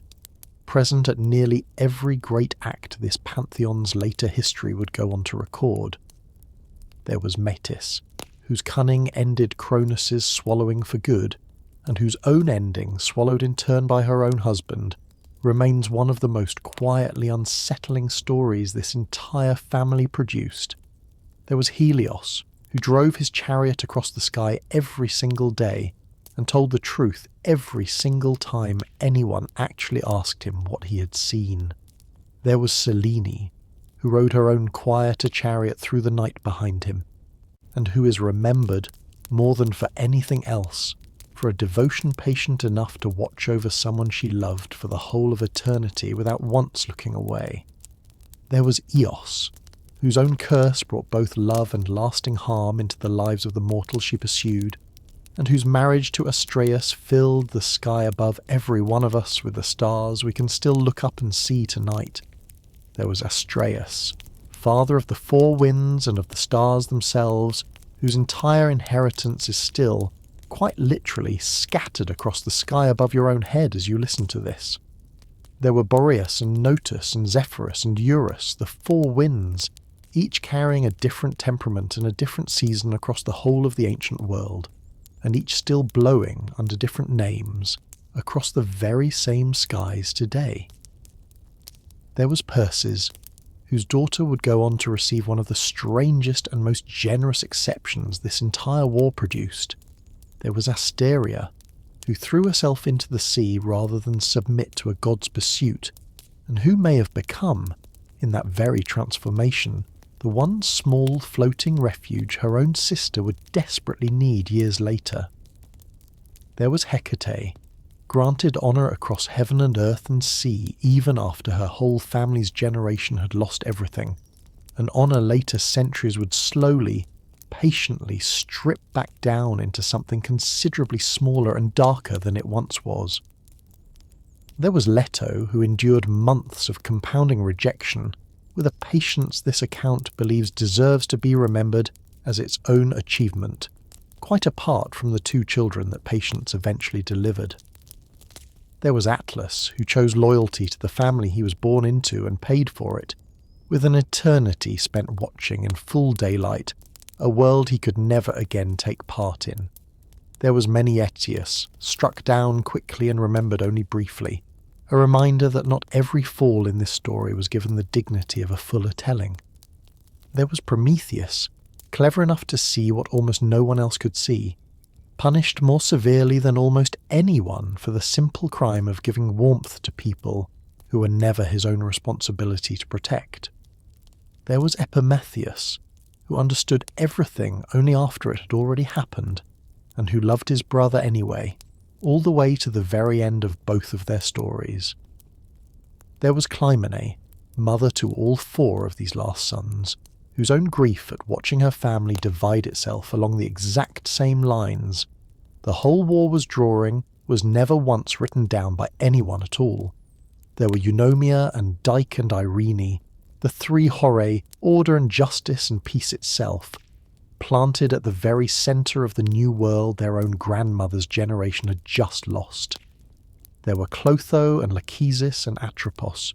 the three Moirai, who spin and measure and cut the thread of every life in existence, mortal and divine alike, bound by a limit even Zeus himself was never able to fully overturn. And there were Calliope and Clio and Euterpe and Thalia, and Melpomene and Terpsichore and Erato and Polyhymnia and Urania, the 9 muses, born of 9 nights spent with a goddess whose only gift was refusing to let anything be forgotten, and who are, in the truest and most literal sense available, the entire reason this story, or any story like it, ever survived long enough to be told to you tonight. There is one further transformation this family underwent worth describing before the night finally closes, because these names did not stop changing once the Greek world that first told their stories eventually gave way to Rome, and a full accounting of every Titan owes at least a brief word to the names these figures wore afterward, in a language and an empire that inherited this whole family, and promptly renamed nearly every member of it. Cronus, as this account has already mentioned, became Saturn, but his wife Rhea was renamed Ops, a goddess of abundance. It will never be possible to prove that any god was ever actually born in either cave, and this account has no intention of pretending otherwise. But it is worth sitting, briefly, with the plain fact that real people, for real centuries, climbed a real mountain to leave a real offering at the specific spot they believed this specific story about this specific Titan's grief and cunning had actually taken place, which is, in its own way, a form of memory every bit as durable and every bit as moving as any poem. Before this account allows itself at last to close, one final and entirely honest reckoning is owed to the single figure whose choices shaped the outcome of everything this whole night has described, because Zeus himself, the grandson who finally broke his family's oldest pattern, does not escape this story's own promised habit of holding both hands open at once. He deserves genuine credit, and this account has given it to him freely and repeatedly across the whole of tonight, for the one specific, world-altering choice to trust the Cyclopes and the 100-handed ones, rather than leave them buried the way his father and grandfather both had. But the same Zeus who made that choice also imprisoned Cronus, his own father, in the same eternal darkness he had just freed two other kinds of prisoners from. The same Zeus who honoured Themis and Mnemosyne, and Styx's whole family also sentenced Atlas to a punishment. This account has already suggested may have been crueler than Tartarus itself. And the same Zeus who warned humanity's punishment for Prometheus's theft would be severe followed through on that threat for what several tellings suggest was thousands of years before, finally, almost as an afterthought, permitting his release. Zeus broke one pattern this family had repeated for 3 full generations, and that achievement is real and should not be minimized. But he did not break every pattern, and a family history honest enough to spend this many hours resurrecting 11 forgotten titans owes that same honesty to the one Titan-descended figure who actually won, refusing right at the very end to let his victory be remembered as more total or more purely good than the evidence actually supports.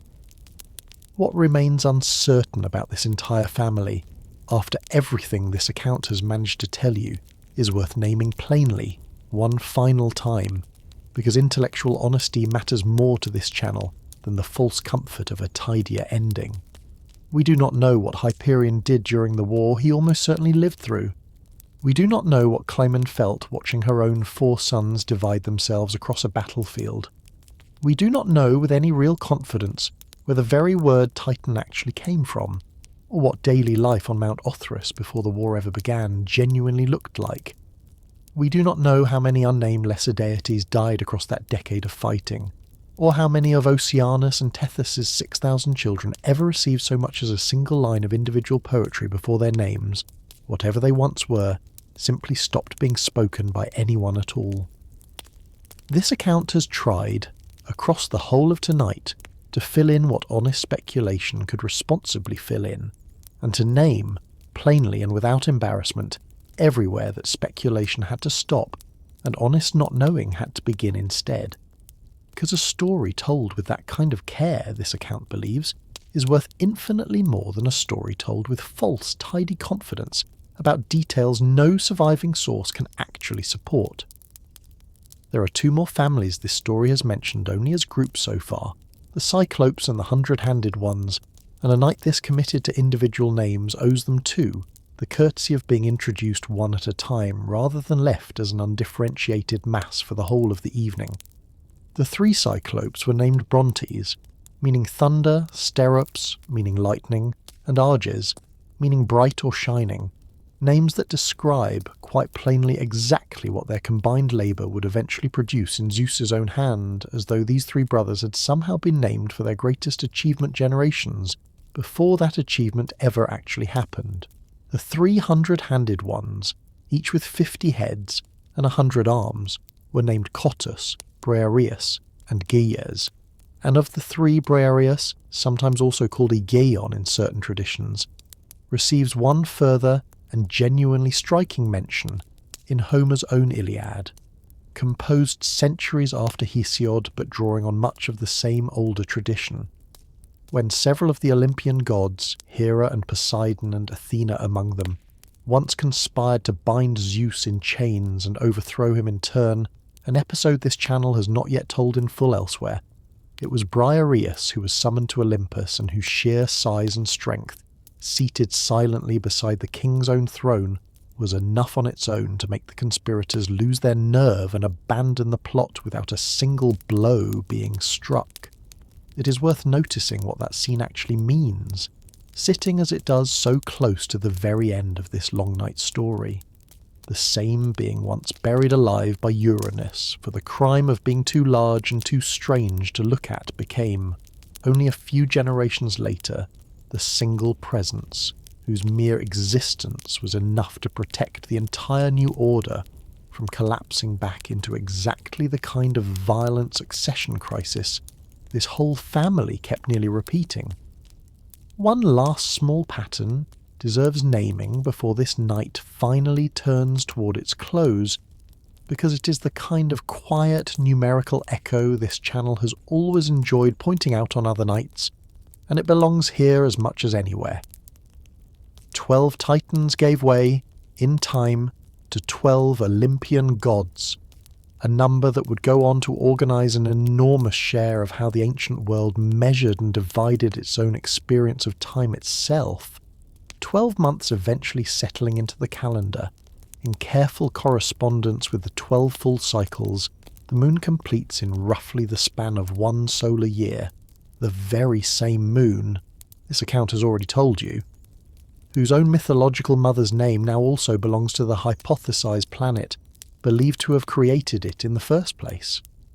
Whether the ancient world consciously modelled its family of 12 gods on its count of 12 months, or arrived at both numbers independently and only later noticed how neatly they lined up,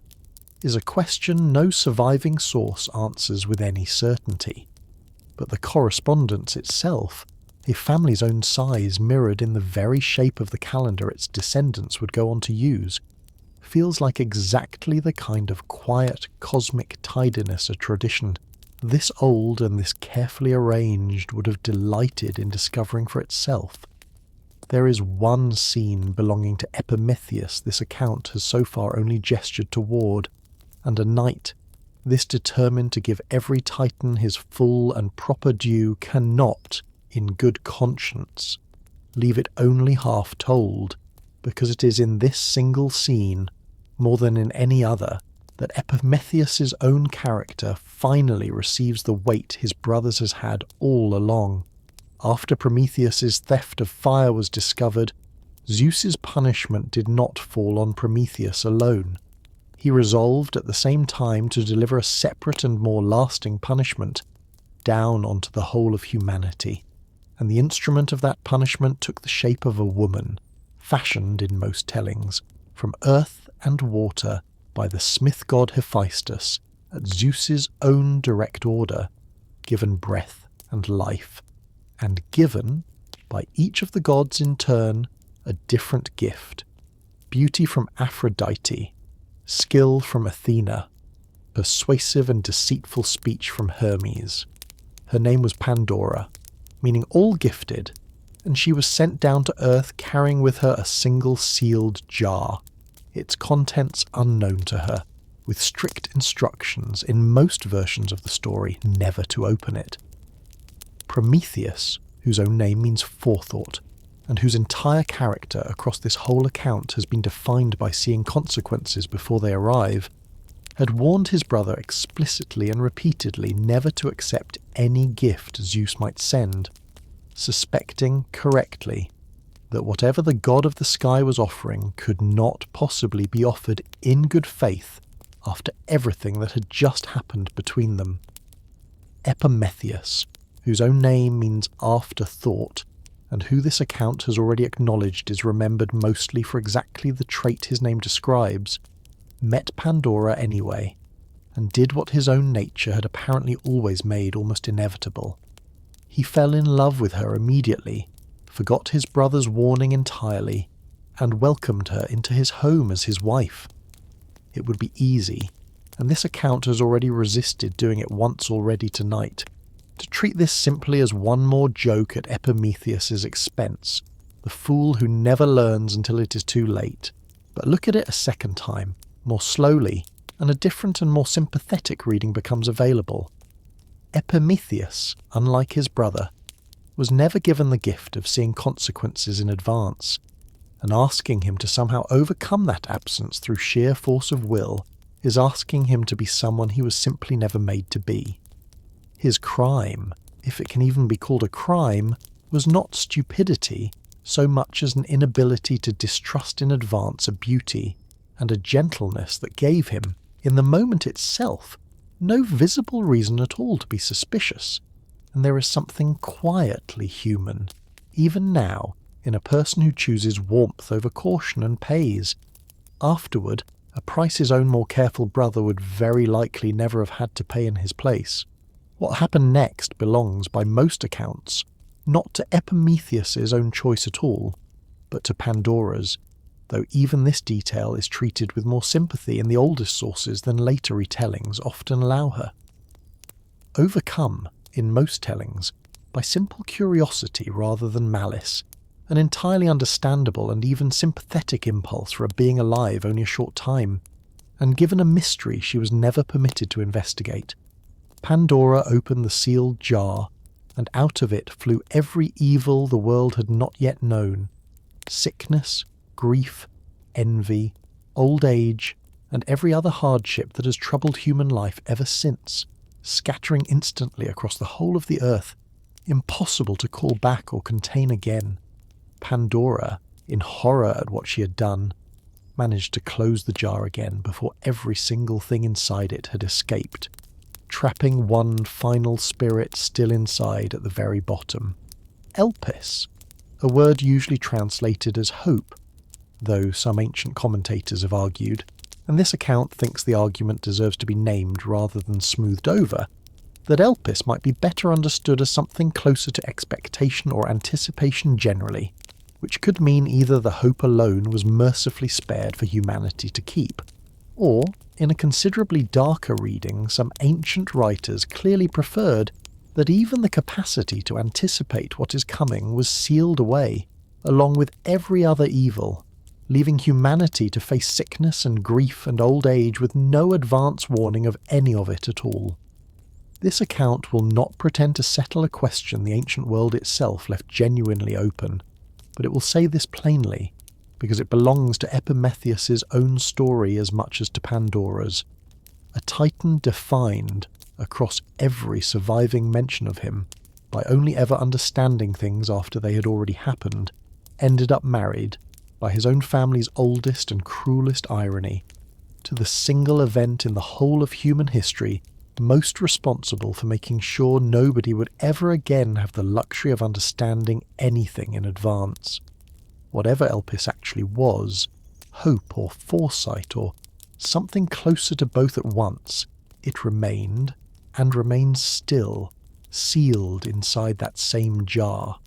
and it is worth ending Epimetheus' own portrait here,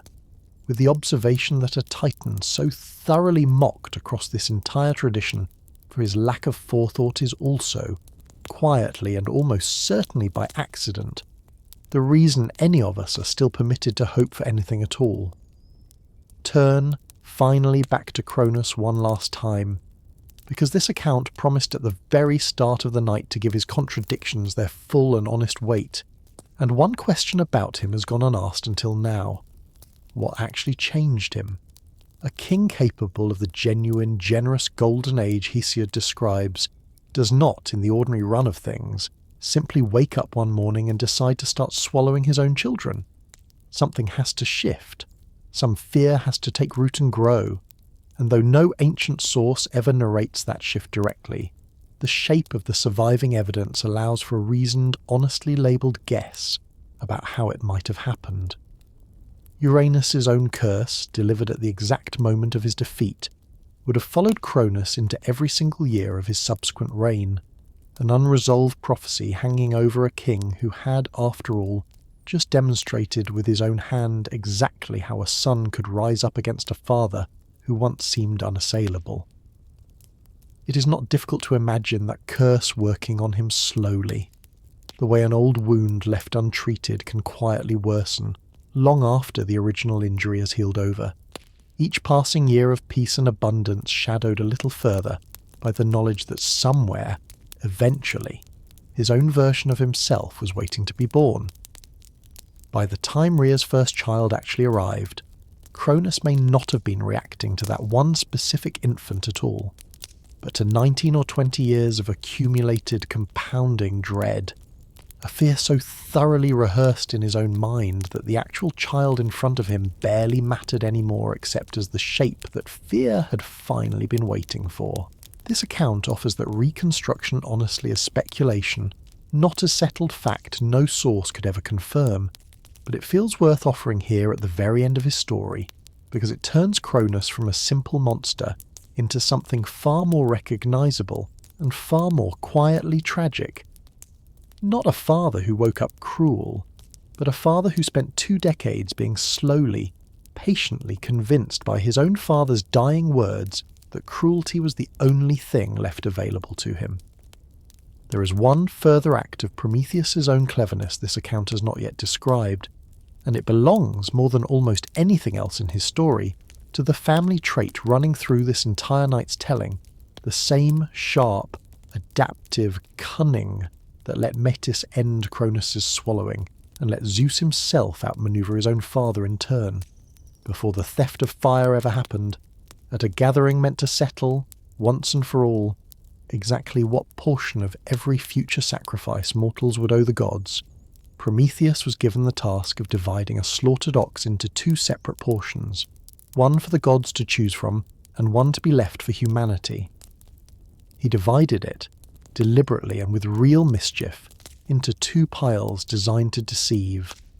One pile wrapped the ox's bones inside a generous, tempting layer of gleaming fat, while the other pile hid the ox's actual meat, the genuinely valuable and nourishing part, beneath the animal's plain, unglamorous stomach lining. Zeus, invited to choose first, picked the pile that looked richer, the fat-wrapped bones, and upon discovering the trick is said to have been furious less at the loss itself, since the choice had after all been his own to make, than at having been so cleanly and so publicly outsmarted by a member of the very generation he had just finished defeating in open war. It is worth noticing what this scene actually establishes, sitting as it does at the very start of the new Olympian order's relationship with the mortals it now ruled over, the exact custom still practiced by every household across the ancient Greek world for centuries afterward, of burning bones and fat on the altar for the gods while keeping the actual meat for the family's own dinner table, was fixed in place, according to this myth, by a Titan's deliberate trick played on the very king who had just defeated his entire generation. Zeus's anger at that trick is what set off the whole subsequent chain of punishment this account has already described: the withholding of fire, the theft, the eagle, the chaining,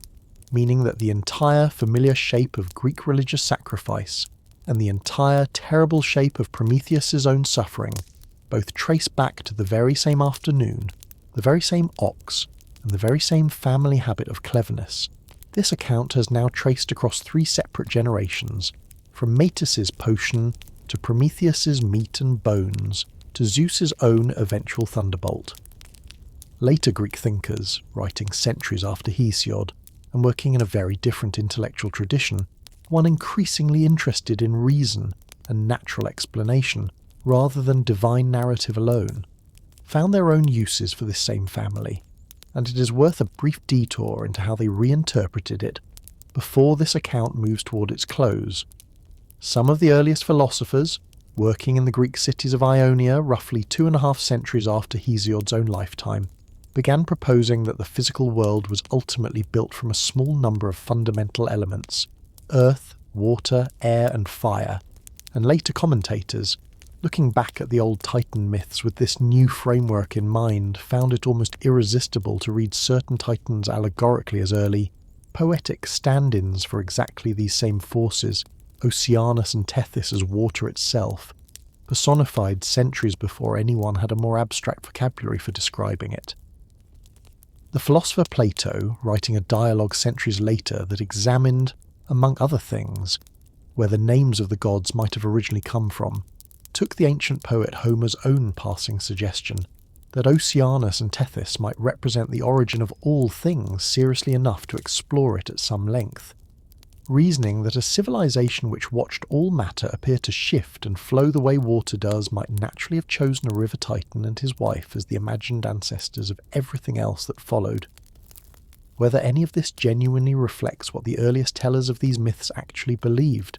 or whether it says more about later philosophers' own eagerness to find the seeds of their newer, more abstract ideas already buried inside their oldest inherited stories,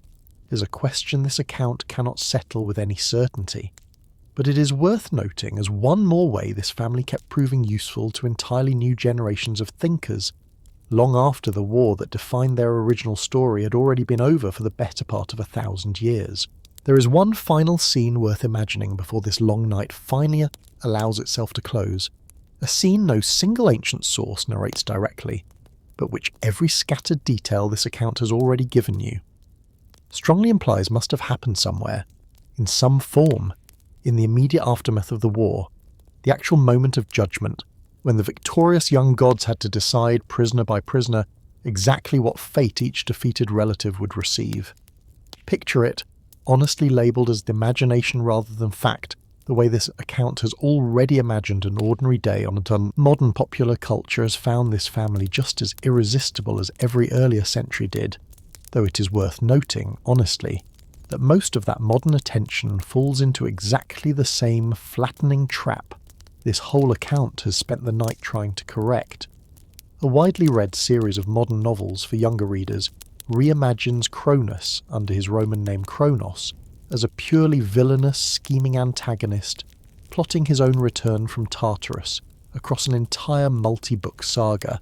giving him ambition and menace in generous supply, but very little of the complicated, both-hands humanity this account has tried to insist actually belonged to him. A long-running series of video games returns repeatedly to figures from this same family, casting several of them as towering, monstrous obstacles for its own mortal protagonist to fight and kill in sequence, spectacle standing in, once again, for any real interiority.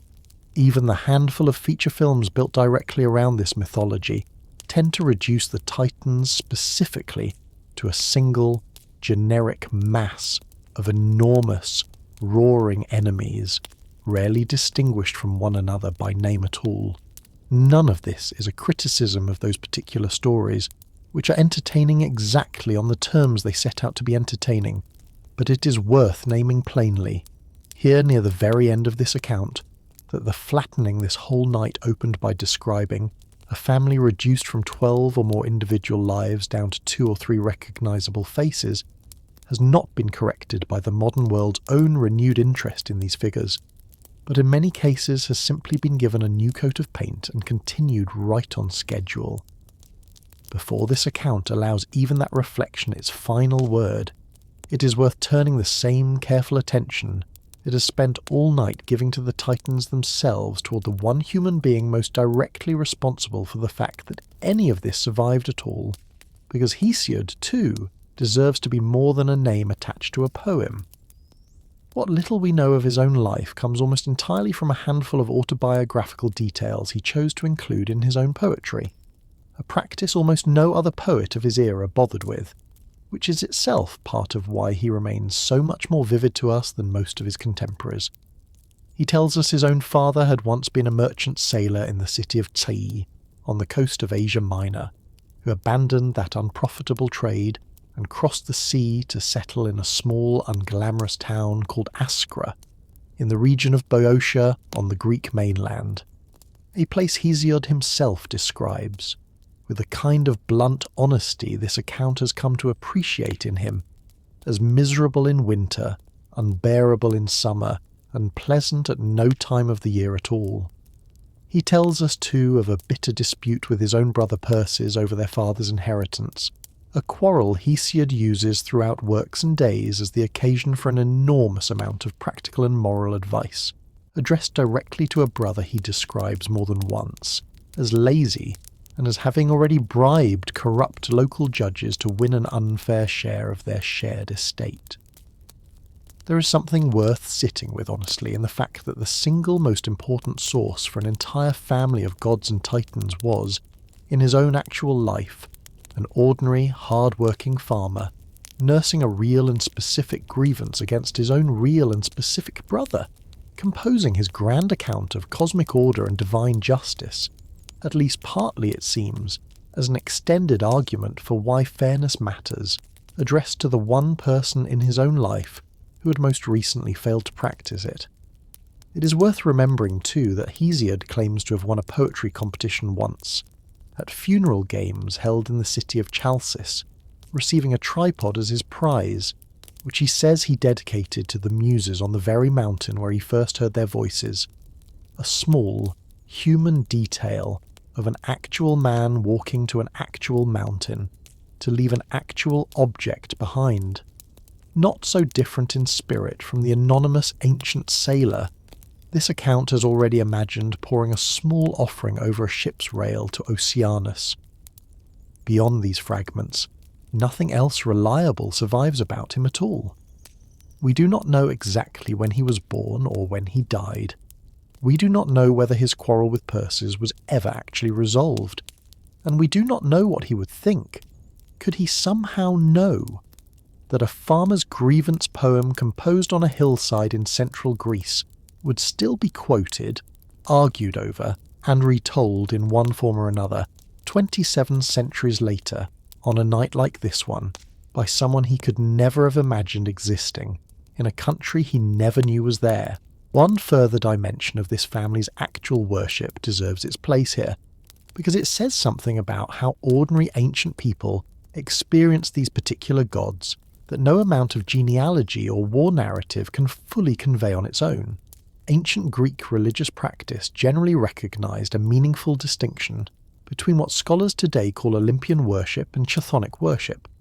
a distinction the ancient Greeks themselves felt keenly even without always using those exact later terms.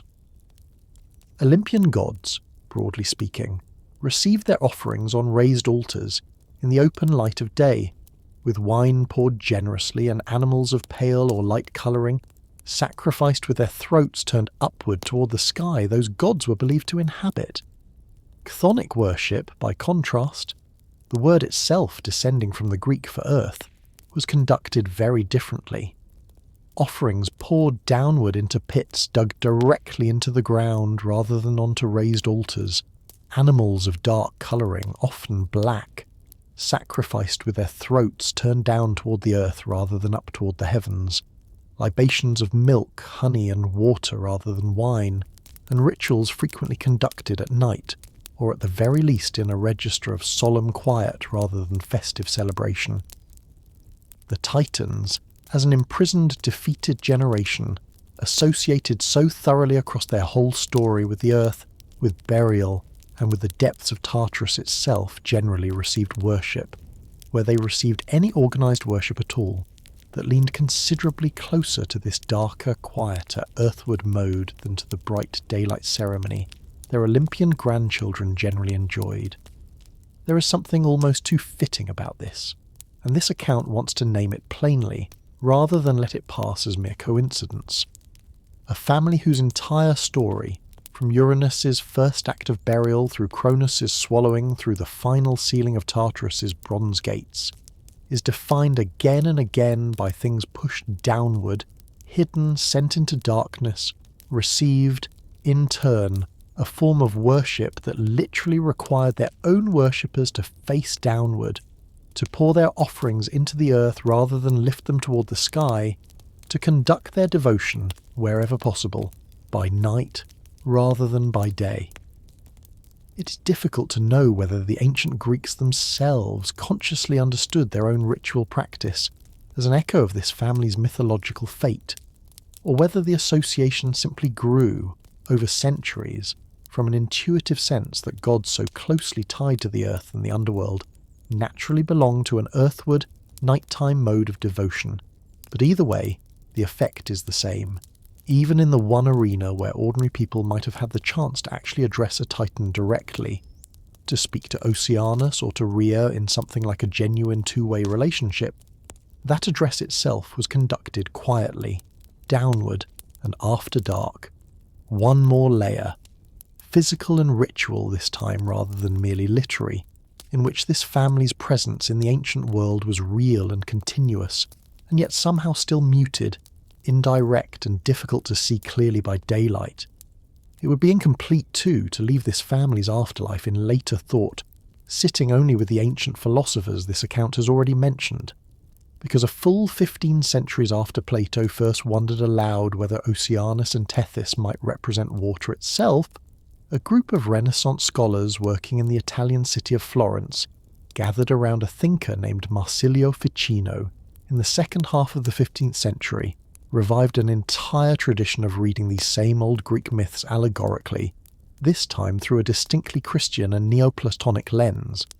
Saturn, in this later tradition, was reinterpreted not as a devouring tyrant at all, but as a symbol of the highest and most contemplative form of human intellect. A melancholy, withdrawn wisdom, set apart from the noisier, more active virtues associated with the other planetary gods, an interpretation that shaped, for for centuries afterward, how European art and literature depicted the very idea of deep thought and solitary genius. The brooding scholar in his study becoming, through this same chain of reinterpretation, a kind of distant cultural descendant of the same Titan who once devoured his own children out of fear. It is worth marvelling briefly at how far a single name can travel, and how completely its meaning can turn over along the way, from a Golden Age king to a devouring father, to a chained prisoner in the deepest dark the ancient cosmos could imagine, to finally a dignified emblem of quiet intellectual withdrawal hanging on the walls of a Florentine palace, each version shaped by the particular fears and the particular values of whichever century happened to be doing the remembering. Mnemosyne's own inheritance, too, extends further into the practical world than her 9 famous daughters alone, and it is worth naming one final piece of it before this account allows itself to move toward its true close. Ancient Greek and Roman orators, faced with the practical challenge of delivering extremely long speeches from memory alone, without any written notes to glance down at, developed and refined a technique later writers called the method of loci, or, in a more evocative modern phrase, the memory palace, in which a speaker would mentally construct an imagined building, walk through its rooms in a fixed and familiar order, and attach each individual point of a speech to a specific object or location along that imagined route, retrieving the entire speech afterwards simply by walking, in memory, back through the same familiar rooms one more time. That technique, first systematized in the ancient world and still taught today to memory competition champions and students preparing for demanding exams alike, is, in its own quiet way, one more living practical descendant of the same goddess, this account introduced earlier as memory's own patient, unstoried mother. A technology of remembering that has outlived every empire that ever used it, still doing, in classrooms and competitions around the world tonight, the exact same work Mnemosyne herself was once trusted to do for an entire civilization that had not yet learned to write anything down at all. This family's own name has found one further, entirely unexpected home in the modern world, far removed from astronomy or etymology or ancient philosophy alike, and it deserves a brief mention before this account turns, at last, toward its true and final close. In the year 2009, paleontologists working in a coal mine in northern Colombia announced the discovery of fossilized vertebrae belonging to the largest snake ever known to have existed,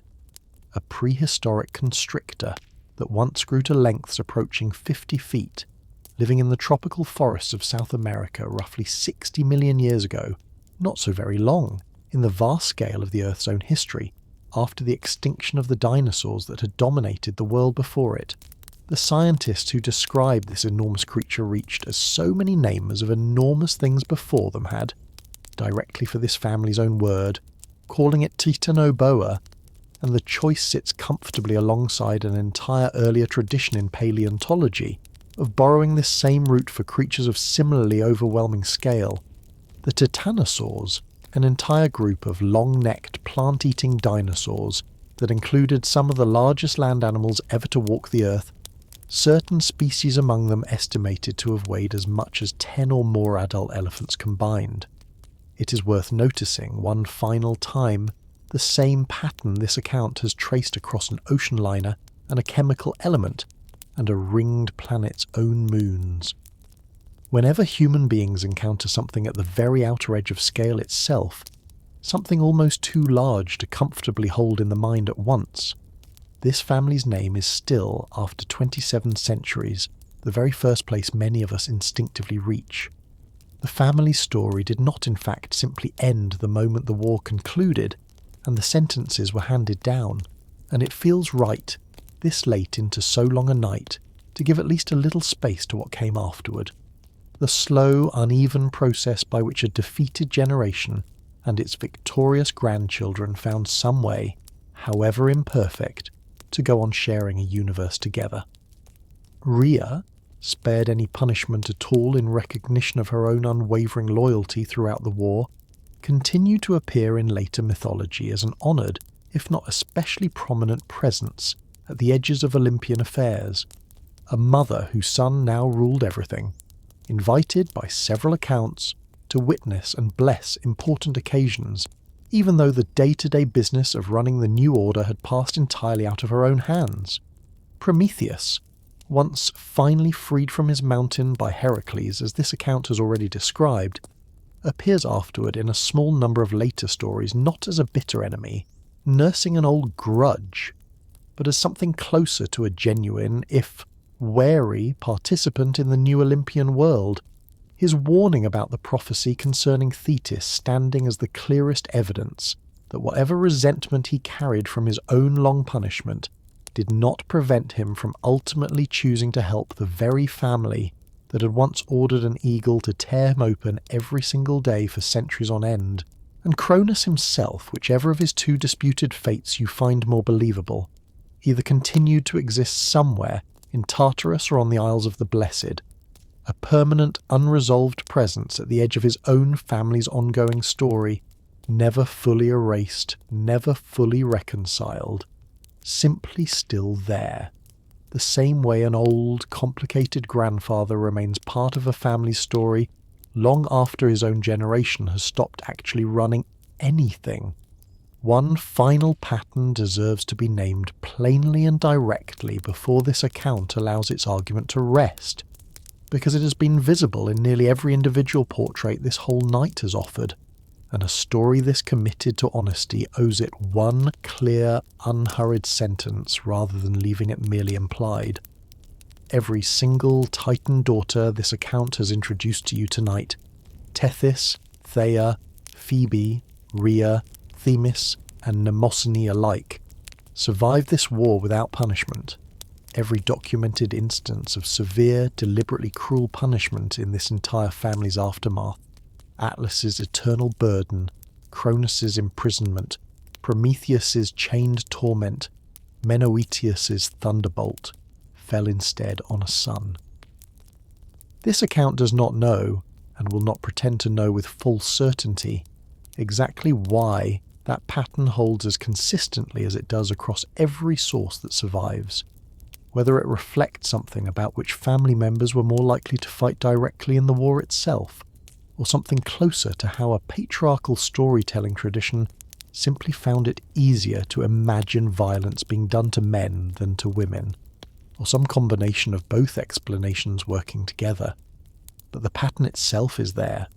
plainly visible once you look at this family as a whole, rather than one relative at a time, and naming it honestly, here, at the very end of a night spent trying to see every single one of these people clearly, seemed like the only responsible way to let this particular thread of the story rest. One more branch of Helios's own family deserves a place in this account before it turns fully toward its close, because it connects this family's oldest generation directly to two figures whose own stories this channel has touched in passing on other nights, without ever tracing them back to their actual Titan-descended roots. Helios, alongside his more famous children, fathered, with an Oceanid nymph named Perseus, two children whose own later stories carry real weight in the wider mythological tradition. Aeetes, who became king of the distant land of Colchis, and the keeper of the golden fleece that a hero named Jason would later sail across the known world to retrieve, and Circe, the sorceress whose enchanted island and transformative magic would go on to detain the hero Odysseus for a full year on his own long journey home from Troy. It is a small and easily overlooked genealogical thread, but it is worth pausing on, because it means that two of Greek mythology's most memorable secondary figures, a king guarding an impossible treasure and a witch capable of turning men into swine, both descend directly from this same family. This account has spent the whole night trying to properly introduce one more instance of the Titan's own bloodline quietly running underneath stories most listeners already know without ever having been told whose grandchildren were actually populating them. There is also a second, older tradition, preserved by Homer rather than by Hesiod, in which the goddess of love and beauty is not born from the sea foam gathered around Uranus's own severed remains at all, but is instead the daughter of Zeus and an Oceanid titaness named Dione, whose own name is, in fact, simply the feminine form of Zeus's own name, suggesting she may once have been an even older and more central consort of the Sky Father than the more famous Hera who eventually replaced her in that role. Later, Greek religion generally favoured the sea foam version of this same story, the one this account described near its very beginning, but Dion's own name survived long enough to be honoured with an actual temple at Dodona, one of the oldest oracular sites in the whole of the Greek world, standing, however, quietly as a reminder that even Aphrodite's own birth was never quite as settled, a question in the ancient world's own imagination, as most modern retellings assume it to have been. It feels right, after so many individual names, to count them one final time before letting them go completely, because a night organised around the promise of completeness owes its listener at least this much simple arithmetic. 12 Titans stood at this family's founding: 6 sons, Oceanus, Hyperion, Coeus, Cronus, Iapetus and Crius, and 6 daughters, Tethys, Theia, Phoebe, Rhea, Themis and Mnemosyne. From their marriages and their children came dozens more, Styx and Pallas and their 4 attending children, Metis and her uncounted Oceanid sisters, Helios and Selene and Eos, Astraeus and his 4. Notice too, before this account finally allows itself to rest,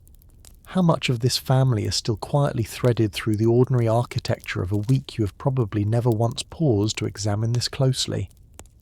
The very day many of you are likely hearing this story on, whatever day that happens to be, sits inside a 7-day cycle, whose individual names, in English and in nearly every language descended from the same broad linguistic family, were assigned, many centuries ago, to the sun, the moon, and 5 visible planets known to the ancient world. Planets themselves named, in the Roman tradition that most of these day names ultimately descend from, directly for gods belonging to this same extended mythological household.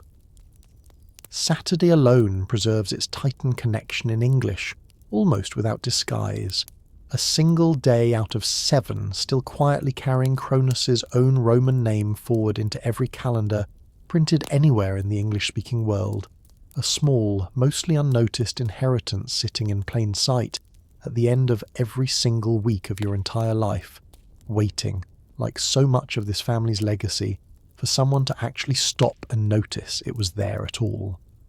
If you own a telescope, or have ever borrowed a neighbour's, or have simply stood in a dark enough field on a clear enough night with nothing more than your own 2 eyes, you have very likely already looked, without fully realising it, directly at a piece of this same family's continuing story. Saturn itself is bright enough to be seen with the naked eye on most clear nights, a steady, pale gold point of light that does not flicker the way a true star does, and even a modest household telescope is enough to resolve its famous rings and, on a sufficiently steady night, to pick out Titan, its largest moon, as a tiny separate point of light drifting slowly around it. It is a strange and quietly moving thing to consider, that an ordinary person standing in an ordinary backyard on an ordinary night, with nothing more sophisticated than a modest telescope bought for a birthday or found second-hand at a yard sale, can point that instrument at the sky and see, with their own eyes, an actual, physical object that a Greek shepherd 27 centuries ago helped name, however indirectly, simply by writing down a story about a golden king and a sickle and a curse that would not stay buried. Return, one final time, to Styx, because this account promised her a fuller reckoning than most retellings give her, and one detail of her most famous honour still deserves to be told in full. When a god needed to swear the single most binding and unbreakable oath available anywhere in the whole of creation, the actual mechanism of that oath, according to Hesiod's own careful description, involves sending the rainbow goddess Iris, herself the daughter, by most accounts, of the Oceanid Electra, and therefore Styx's own cousin within this same enormous extended family, down from Olympus carrying a golden pitcher to draw water directly from Styx's own sacred river at the edge of the underworld. That water, brought back and poured out as part of the oath itself, bound whichever god swore by it to an absolute and inescapable truthfulness, and any god who dared to break that oath, according to the same account, was struck first into a full year of breathless, death-like unconsciousness, and afterward exiled for 9 additional years from every feast, every council, and every ordinary companionship the rest of Olympus enjoyed. A punishment severe enough that even Zeus himself, the very god who once swallowed Metis and imprisoned his own father, is never once described in the surviving tradition as having actually broken an oath sworn on Styx's own name. It is worth sitting, one final time, with the sheer scale of that honour, of everything and everyone in the whole of this endlessly complicated, endlessly quarrelsome family. It was Styx, a Titan's daughter who chose her side before that side had proven itself, whose own name became the one thing every single god in the pantheon, winners and losers and everyone born after the war alike, agreed could never safely be lied upon. It is worth noticing too that Iris herself, dispatched again and again on this same errand across countless retellings, is one more Titan-descended figure this account has mentioned only in passing, a granddaughter of Oceanus and Tethys through her own mother Electra, tasked for the whole of her existence with exactly the kind of quiet, essential, and rarely celebrated labour. This entire family seems to specialise in producing, carrying messages between Olympus and the underworld, fetching water for oaths only the gods themselves would ever actually witness being sworn, appearing, arc after golden arc, in the sky after a storm has passed, doing work that makes the entire system function while receiving for her trouble, barely a fraction of the individual attention this account has already tried to give to far more famous relatives of hers. She is not alone in that fate. She has, if this whole night has done its job even reasonably well, a great deal of company tonight gathered here, named, one more time, before the silence that has held them for so long finally closes back over them again until someone else, on some other night, decides to open it once more. There is a genuinely hopeful coda worth adding to Hecate's own story before this account closes for good, because a long, slowed emotion across the centuries this account has already described is not, it turns out, the final chapter of her own reputation after all. In recent decades, a broad and varied set of modern spiritual movements loosely gathered under the name neo-paganism have turned back toward exactly the ancient goddess this account described earlier, reclaiming Hecate specifically as a figure of feminine wisdom, of thresholds, transitions, and the difficult, necessary work of moving through darkness rather than simply fearing it, restoring to her, in modern devotional practice if not in ancient temple ritual, something considerably closer to the wide-ranging honour Hesiod himself once described her holding before centuries of later storytelling narrowed her down into little more than a shadow at a crossroads.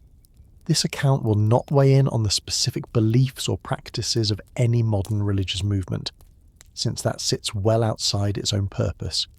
but it is worth noting the shape of the pattern itself, because it fits so neatly alongside everything else this whole night has tried to argue. A name that survived even in its diminished form, remained available all along to be picked back up, dusted off, and honoured again. The moment enough people cared enough to go looking for what had actually been there underneath the flattening all along. Something similar, in a quieter, more academic register, has been happening across university classics departments for several decades now as well, and it deserves a brief final mention here, because it is, in its own way, the same project this entire night has been attempting, carried out by people with considerably more formal training and considerably more patience for footnotes. A growing body of modern classical scholarship, much of it produced by researchers specifically interested in recovering the perspectives and experiences of ancient women, has turned deliberate, sustained attention toward exactly the kind of thinly documented goddesses this account has spent tonight trying to individually introduce, asking new questions of old texts, comparing surviving fragments across languages and traditions. most casual readers would never think to cross-reference, and slowly, patiently, piecing together a fuller and more textured picture of figures like Rhea, Themis, and Mnemosyne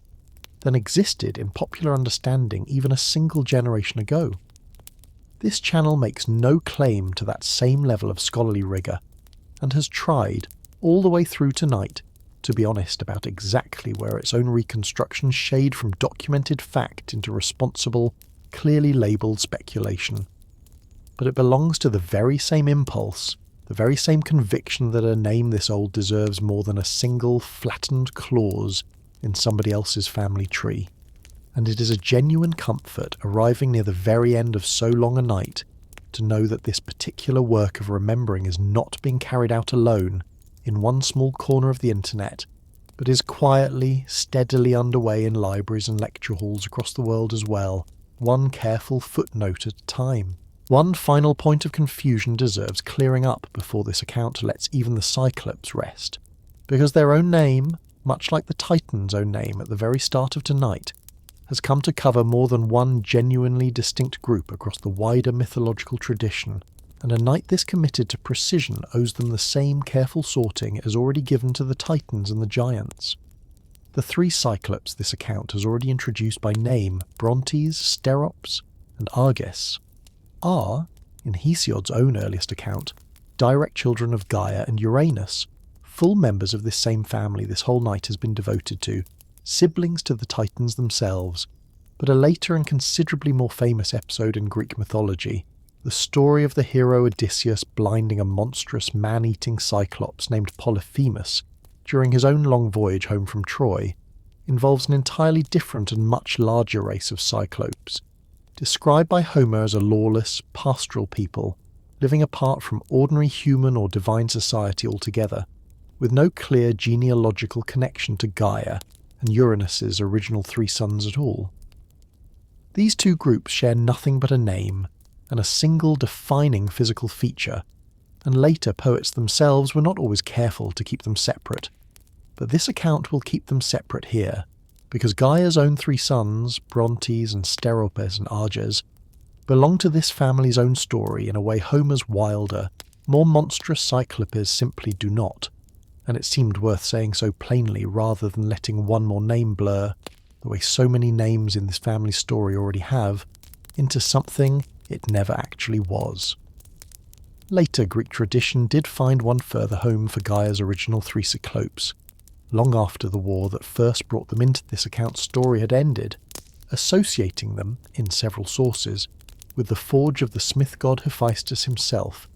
imagined labouring alongside him beneath the volcanic slopes of Mount Etna in Sicily, or in some tellings beneath other similarly fiery mountains scattered across the ancient Mediterranean world. The same rhythmic, thunderous labour this account already asked you to imagine earlier, in connection with the forging of Zeus's own thunderbolt, continuing on, apparently for centuries afterward, in service to an entirely new generation of gods who had not even been born yet, when these same three brothers were first freed from their long imprisonment beneath the earth.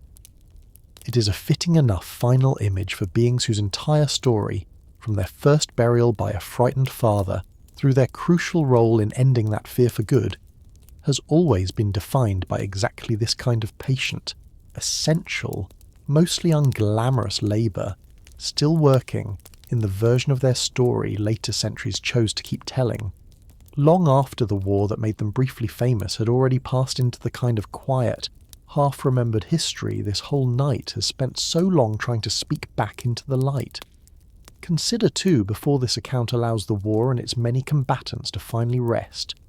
what became of Mount Olympus itself, the Titan's own stronghold, once the fighting that made it famous had ended. No surviving source describes its fate in any detail, and this account will not pretend otherwise, but ancient geographers and travellers writing many centuries later did apply the name to an actual mountain range in central Greece, in the region of Thetis, a real and physically climbable ridge of stone that visitors can walk today, whatever its actual connection to the mythological battleground may or may not have been. There is something quietly appropriate in the fact that the losing side's own home base survives today only as an ordinary, unremarkable mountain range, climbed by hikers who mostly have no particular reason to think about it twice, while Olympus, the winning side's own home, retained not only its name but its entire mythological prestige, becoming, across the whole of Western language, a byword for grandeur, achievement, and towering, unreachable excellence in a way poor, defeated Othrys never managed to become. Even the geography of this family's own war, it seems, could not escape the general pattern this whole night has been tracing. The winners kept not only the throne, but the name, while the losers were left with a hillside quietly waiting for its true story to eventually be forgotten by everyone, except the very few who bothered to go looking for it. There is a particular stillness that settles over a story once every name inside it has finally been spoken, and it feels right to let that stillness gather now, slowly, the way it has gathered at the end of every long night this channel has ever spent with you. You've heard, across these many hours, about a father who buried his own children, and a son who swallowed his in turn, about a mother whose grief outlasted 5 separate losses before she finally found the courage to end the pattern for good, about brothers who chose loyalty and brothers who chose betrayal, and at least one brother, Prometheus, who somehow, impossibly, chose both at different points along the same long and complicated life. You've heard about 6,000 children whose names nobody bothered to write down, and about 9 daughters whose entire purpose was making sure nothing else would ever be forgotten quite so completely again.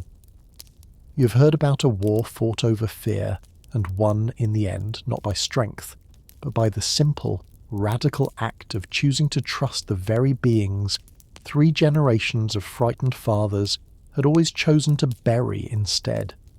You've heard too about Oceanus, who wanted nothing more than to keep circling the world in peace, and about Tethys beside him, who mothered an entire ocean's worth of children, history never bothered to individually count. You have heard about Hyperion, whose own fate this account could not tell you because no one, in 27 centuries, ever thought to write it down, and about Theia, whose name now belongs, by the strangest and most improbable of coincidences, to the very planet modern astronomers believe built the moon still hanging somewhere above you tonight. You have heard about Coeus and Phoebe, 2 names attached to a marriage and almost nothing else, and about the great-grandson, a god of questions and prophecy both,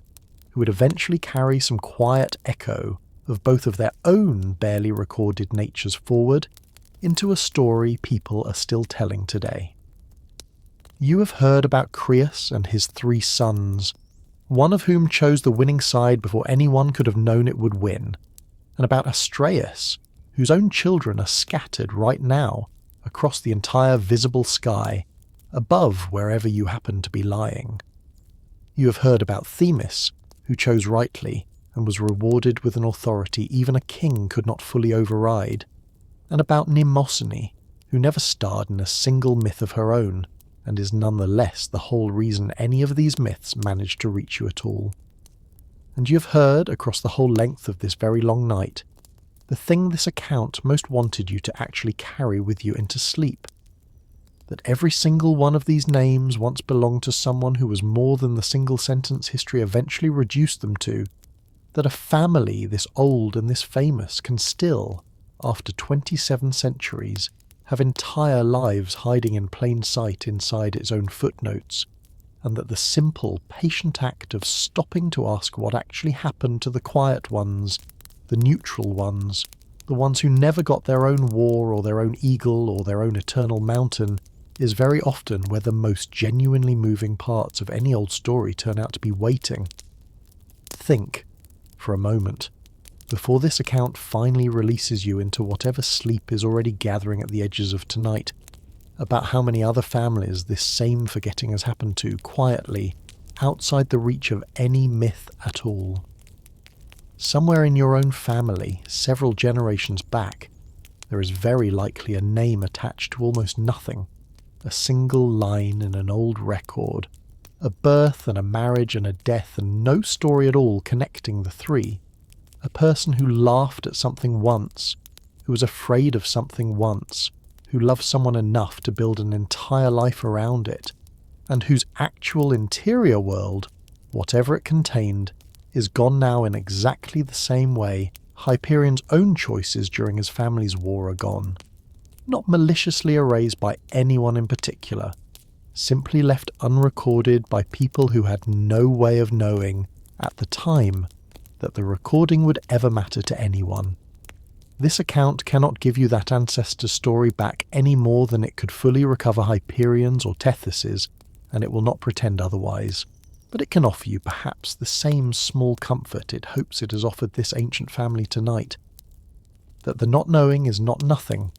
that naming a silence honestly is itself a form of care, and that somewhere, whether in an old family Bible or an old genealogical record or simply in the private, unspoken corner of your own memory,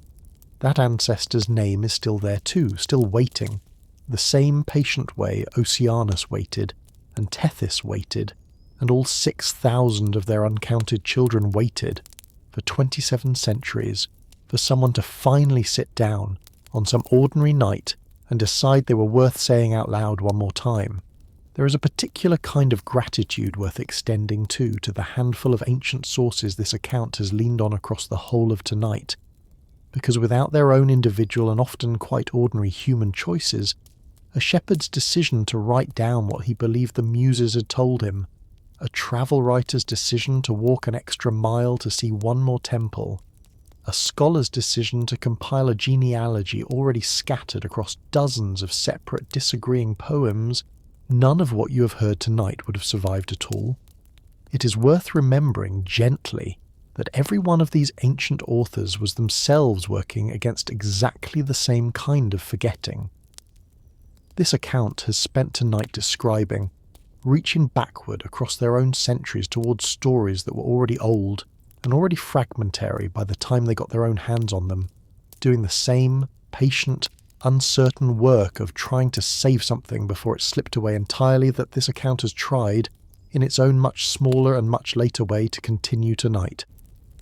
Hesiod could not have known that a poem written to settle a family argument over an inheritance in a small, unglamorous farming town would still be quoted, translated and puzzled over 27 centuries later by people living on a continent he never knew existed,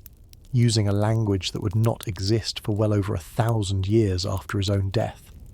And yet, here you are, and here this story is, having somehow survived every single one of those centuries intact enough to still make sense, still move someone, still be worth staying awake a little longer to hear all the way through to its very end. There is one last particular kind of silence worth naming plainly, because it has been sitting underneath this entire account since its very first sentence. A name carved into stone, or copied forward unchanged by scribe after scribe across 1,000 years, is a strange and paradoxical kind of memory, permanent in one sense, since the letters themselves do not fade, and yet utterly silent in every sense that actually matters, because a name sitting motionless on a page cannot laugh, cannot grieve, cannot correct a mistaken impression some later reader happens to form about it. That is the fate this account has found waiting for nearly every titan it has tried to introduce tonight.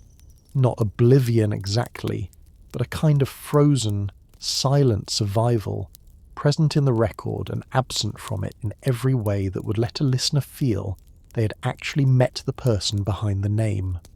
What this account has tried to do, across every hour of tonight, is take names that had survived only in that frozen written form and speak them, once, out loud, into the moving air of an actual voice again, giving back, however briefly, the one thing the written record itself can never quite provide. The sound of someone saying that a person existed, mattered, and is, even now, still being thought about by someone else. It works, this account believes, not because anyone listening tonight literally believes a titan once held up the sky, but because every one of us already knows, on some private and rarely spoken level, exactly what it feels like to fear what our own children, or our own choices or our own future might eventually grow into, and exactly what it feels like to want, more than almost anything, simply to be remembered as more than the single sentence someone else eventually decided was enough. So let this be the last thought this long night leaves you with, before the final familiar words that always close these evenings together. Every name is fragile. Every story is one lost manuscript, one uninterested scribe, one burned library away from disappearing entirely, the way the old lost Titanomachy epic disappeared, the way so much of what Hesiod's own contemporaries believed has already disappeared, leaving him standing nearly alone as this family's only fully surviving witness. And yet here, against every reasonable expectation that a story this old should already have been lost completely, a family of titans is still being introduced, one patient name at a time, to someone lying in the dark on the opposite side of the world from where their story was first ever told. That is not nothing. Whatever fear or worry or old inherited pattern is sitting somewhere in the back of your own mind tonight, you do not have to solve it in these last few drowsy minutes before sleep finally takes you. You only have to know that patterns this old have been broken before, by people no wiser or braver than you almost certainly already are. One quiet, private choice to trust rather than to bury at a time. Let this final image, then, be the one you actually carry into sleep tonight, gentler and quieter than any battlefield this long story has asked you to picture. Not the sickle, and not the swallowing, and not even the bronze gate sealing an entire generation into total darkness, but simply this, an old patient river, circling an old patient world, exactly the way it has for longer than anyone has ever been able to measure, entirely undisturbed by wars and empires and the endless, restless business of gods who could not stop fearing one another long enough to simply let each other be. Let Oceanus keep circling. Let the 6,000 uncounted children of that river go on, unnamed but not unremembered, filling every stream and spring you will ever walk beside for the rest of your own life. Let the stars Astraeus and Eos once scattered stay exactly where they are, indifferent and beautiful, doing the one small essential job they were given at the very beginning of everything. The same job Mnemosyne herself was given. The same job this account has tried, however imperfectly, to do one more time tonight, simply refusing for a few more hours to let something valuable disappear completely. Before you finally let go completely, remember once more that a like and a subscribe would help this small channel take one more step toward the 10,000 subscribers it is still steadily working its way toward, and that new episodes go up early over on Spotify for creators. If you are watching from YouTube tonight, the link waiting patiently in the description below, while anyone who found their way here first from Spotify need only search Historian at Midnight on YouTube to find everything else this channel has told. And if you feel like it, before your eyes finally close for good, leave your city and your local time in the comments so that somewhere out there, in some other quiet room, another tired listener can know they were not the only one drifting off tonight to the sound of an old, enormous, and finally, if only for a few hours, properly remembered family. Close your eyes now, if they are not closed already, and let this long, patient, 27 centuries old story finally rest. Let Rhea's grief lay itself down, having been spoken aloud and heard at least once more before the night takes it. Let Mnemosyne hold everything you have just heard a little longer than you will be able to, so that some small part of it is still here waiting, the next time you happen to look up at a clear night sky and remember that a few of those scattered points of light once had names and parents, and grief, and courage, and quiet, patient love, long before anyone ever thought to call the whole enormous family of them simply the Titans. Thank you, as always, for spending these slow, unhurried hours here with me tonight. Good night, and sweet dreams.